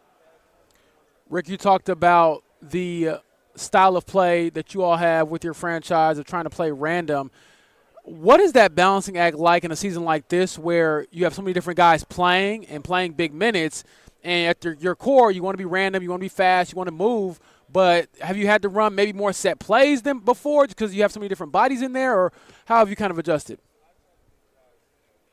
Yeah, we've pretty much stuck with our regular format with that stuff.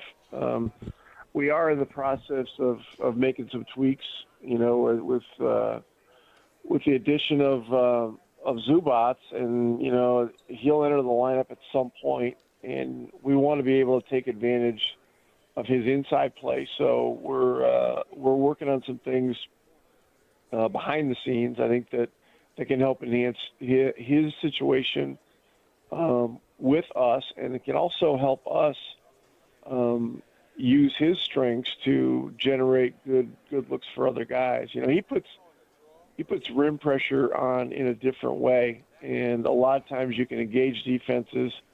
He's very good at catching the ball in the pocket and kicking it out. So his activity is good for attacking the rim with him, but it's also good for kickouts for open threes. So we're looking at a few things there. And, as this continues to unfold, and whenever he gets into the lineup and starts playing a little bit, you'll probably see some things a little bit different. Rick, I know you all are in the middle of a home stretch here. Do you have a timeline or an idea of when we could see Zubats make his Pacers debut? Not an exact one. I don't see him playing this week. And I don't know. It's hard to say. But I think sometime in the next 2 to 3 weeks we could see him. I mean, this is a situation where he turned his ankle in December pretty severely. It was deemed to be a 4 to 6 week recovery. Their team was 6-21 at the time. He wanted to come back and play and try to help them, so he came back after 2 weeks. And then it's just been a bit of a yo-yo thing where it's remained swollen.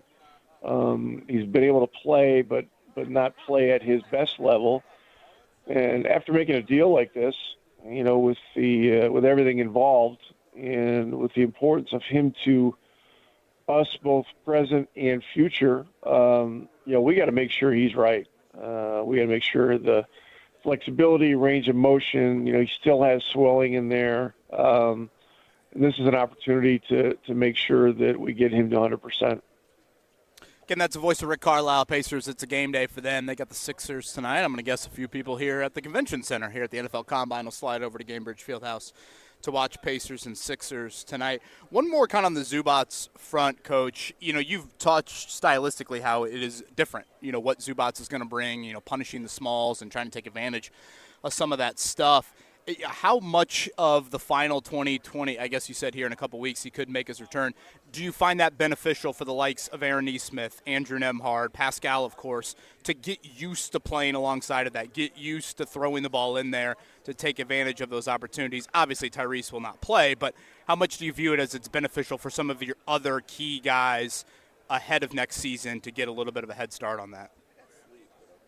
Yeah, for sure. And it's not just beneficial for them, it's really important for him as well. The Clippers are more of a medium tempo team. They're very, very well coached, with Ty Lue and his staff. I mean, they got Jeff Van Gundy as the defensive guy. They really have a high level coaching staff, and their style is just different. And so, when Pascal came here, if you recall, it was a little over 2 years ago now, there was an adjustment for him, because of the pace that we played at. And Toronto by no means was a slow team. But that's an important element, but it really works both ways. It's important for the other guys playing with him, but it's also important for him too. And he needs to feel what a different system is going to feel like. Again, we are live here at the NFL Combine. Pacers and Sixers tonight over at Gainbridge Fieldhouse. Rick Carlisle is with us. Coach, we don't hear maybe as much about the NBA Combine, at least, from a multi-day event, but I know it's very beneficial from a draft standpoint. What's your history been like with the Combine from an NBA side of it, and how beneficial do you find it from a draft evaluation standpoint? Yeah, it's helpful. I mean, you have interviews with prospects in your draft range, and I don't know that there's some kind of process where you put in requests and you hope to get as many interviews as you can. Oftentimes, I mean, I've been going that thing for 25 years, and it's actually longer. It only in recent years has been called the Draft Combine. It used to just be called the Chicago Pre-Draft Camp. And you get an opportunity to sit with guys, talk with them face-to-face, with your management staff, the head coach. Our sports psychologists will be in there. Scouts will be in there that will watch these guys play for, a number of years.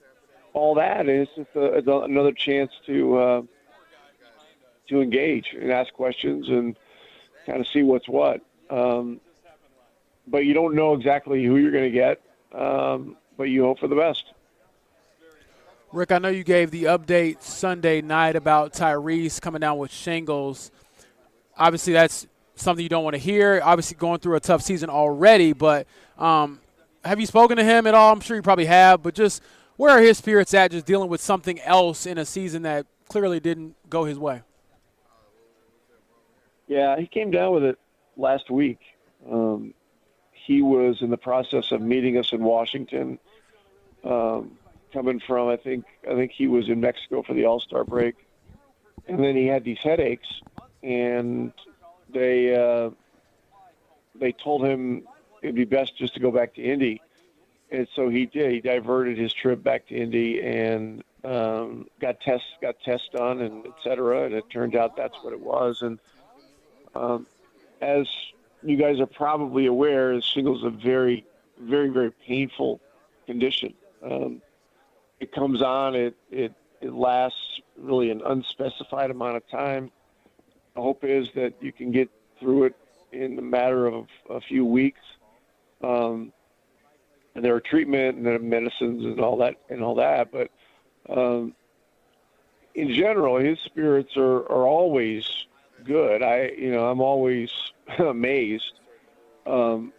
Even when he had the injury in Game 7 last year of the finals, I mean, he's just an upbeat guy, So he will be 100% through this at some point. Again, not exactly sure how long. We won't see him for a while.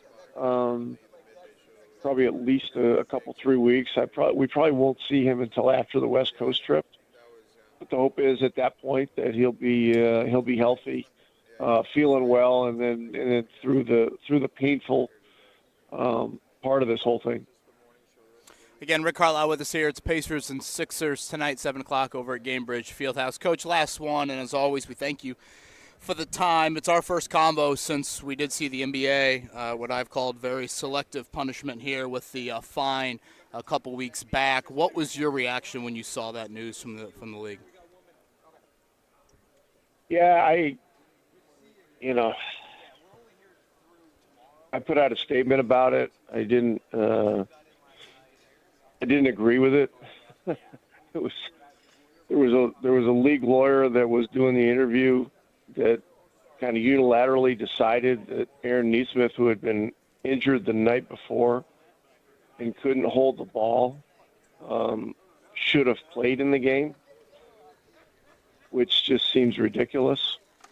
And during the interview process, I was not on it, but I heard details. We asked them if they wanted to talk to our doctors about it, because it's something that was documented by our doctors and trainers. They said no, they didn't need to. They talked to their doctors, who did not examine Aaron Nesmith. And we asked them if they wanted to talk to the kid, and they said no, they didn't need to. So this was shocking. This was shocking to me. And during the interview, they also asked if we'd considered medicating him to play in a game when we were 30 games under 500. So I was very surprised. Obviously didn't agree with it. This is really the first time I've gone into any detail about it, but that was the deal. And so, yeah, that was it. Unbelievable. What a cluster, to say the least. Coach, as always, we appreciate it. Good luck tonight, and we'll chat with you next week. Thank you. Thanks. Take care, guys. Rick Carlisle, Payless Liquors Hotline. Mark, let's cut that last one for sure. And on the other side, we'll recap that, set up the day here at the Indiana Convention Center, the NFL Combine live. It's 93.5, 107.5, The Fan.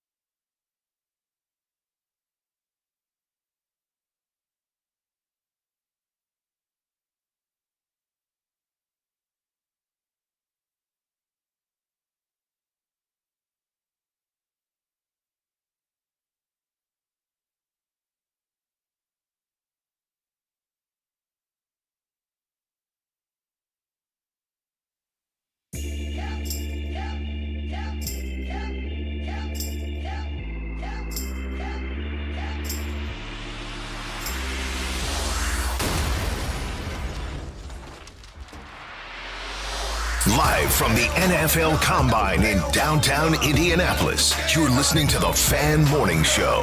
We some Southern boys with the farmer strength. Ain't nobody man enough to feel the pain.